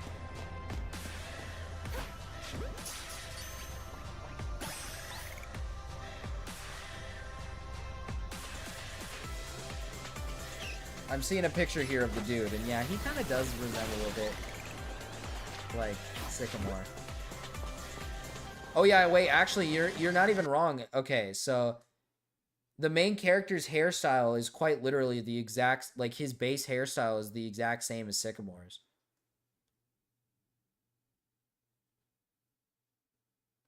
There does seem to be more character options. I'm glad that they're doing that. If they're gonna do the whole, like, here's the thing. I'm actually not a big fan of character customization other than clothing and stuff, because I miss when the old games used to have, like, a set character. You know what I mean? Like, you know how, like, you didn't get, like, in Black and White, you play as either Herbert or Hilda. That's the name of the characters in, like, the manga. But you play as one of the two. You don't get, like, to change the character. They're just designed characters. And I low-key miss when they used to do that. When you just played as a character that they made. Like, it was just either female or male. And, like, X and Y were the last games where that was a thing, but in the games of X and Y, you got to change, like, Serena or Callum's hairstyle, and you got to change their, like, clothing, but overall, actually, no, you did get to change their skin color, too. But we need a Pokemon Coliseum remake? Oh. Dude, actually, hold up. Imagine... Oh, actually, wait. If they made Pokemon Coliseum remakes, that actually would go so hard. That'd be incredible. I'd love that. I'd love a Coliseum remake. That'd be a great idea. I think this is just... For some reason, this is just the same one as the other one, but with no voice. The UK just gets one with no voice.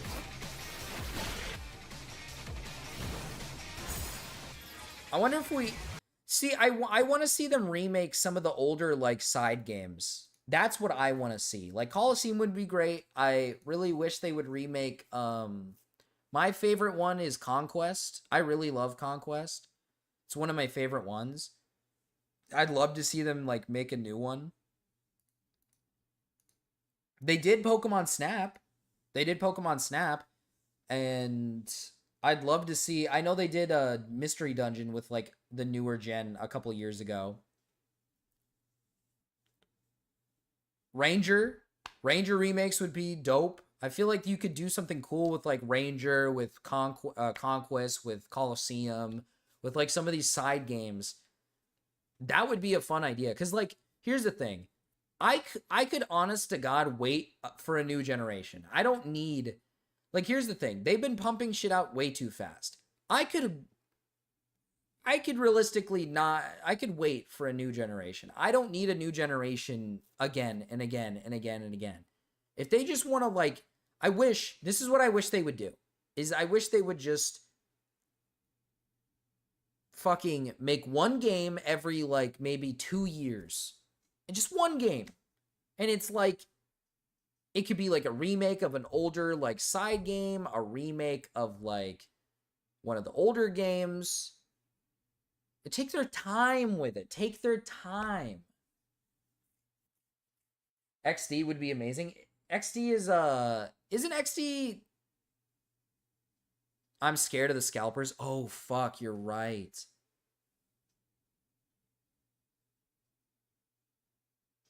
For, like, the physical copies. Damn. I might have to get mine on my actual Switch. I don't want to. I hate doing that. I love getting the physical copy. I mean, I'll go on the day. And I'll see. We'll see. Maybe the shelves will still be, they won't be bare. They won't be bare shelves. They won't be bare. All right. Mega Scrafty, bro. Fuck yeah. What does it say? Mega Scrafty wears a white hoodie that covers its mohawk. The hoodie is open in the front, making the sleeves drape off its arms, and there's extra fabric, ribbon-like additional sleeves hanging from the back. Its pants are also white, with rips across the knees, revealing its orange skin underneath. An orange tail now peeks through the pants instead of being covered by them. Are they basing it off of the literal anime Scrafty when he has the fucking hood up? That's... okay. You could have made it you could have made it any other color, though. I mean, I'm just going to be honest. You could have made it... You could have done any other color. You could have done any different color. Is that actually real? It's a theory. It's a game theory. It's just a leak for now. It's just a leak for now.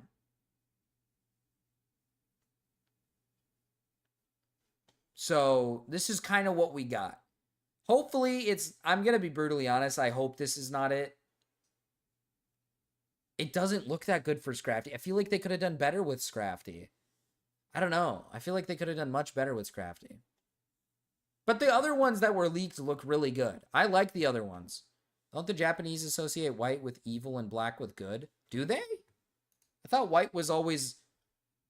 is white evil in Japan? Or is white bad luck in Japan?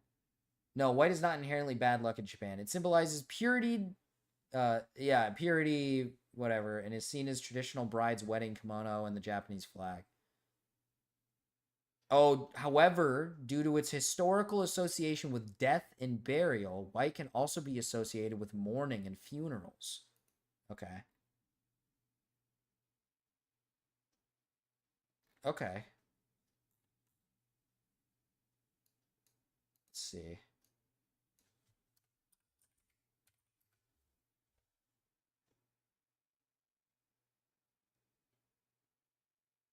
Black is seen as a strength, so black is not bad.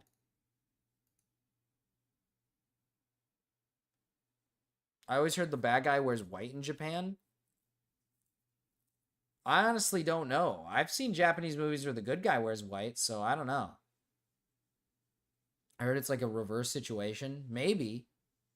My assumption for why it's white on Scrafty is because if this really is his mega, is because I think he's a ghost type now. I think he goes from being a dark type to a ghost fighting.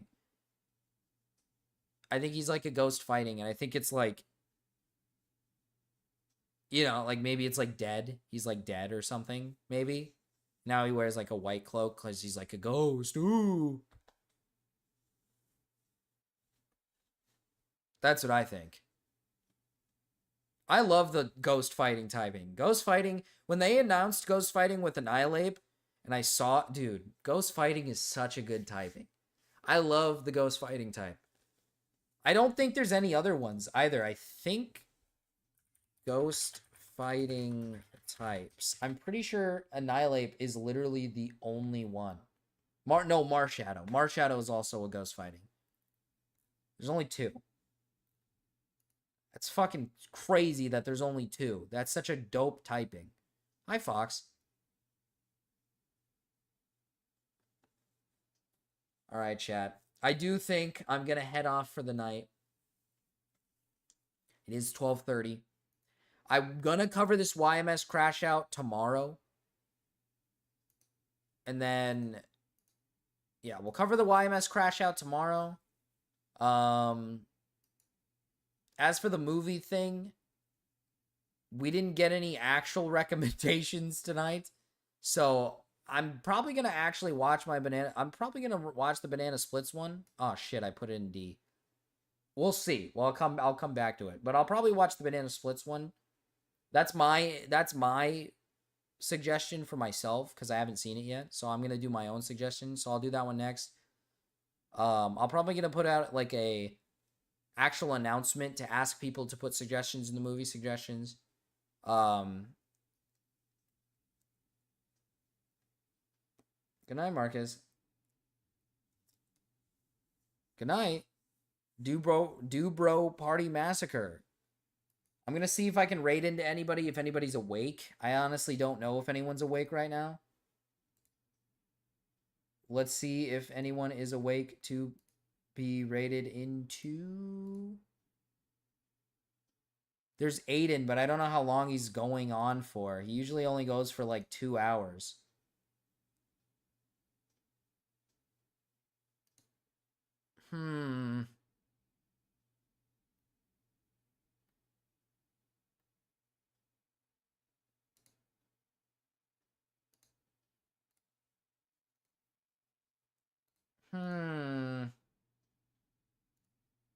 I think I'm just not gonna raid. I think I'm just not gonna raid. All right, Rezzy's around. Is Rezzy live? I don't have him on my thing. Usually he's on my thing. I'm subbed to Rezzy. Let's see.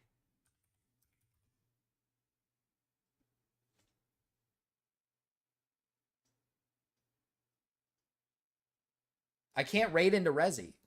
I'm not a... Does Rezzy only allow certain people to raid into him? What? Or does he have it turned off? Or does he have raids turned off?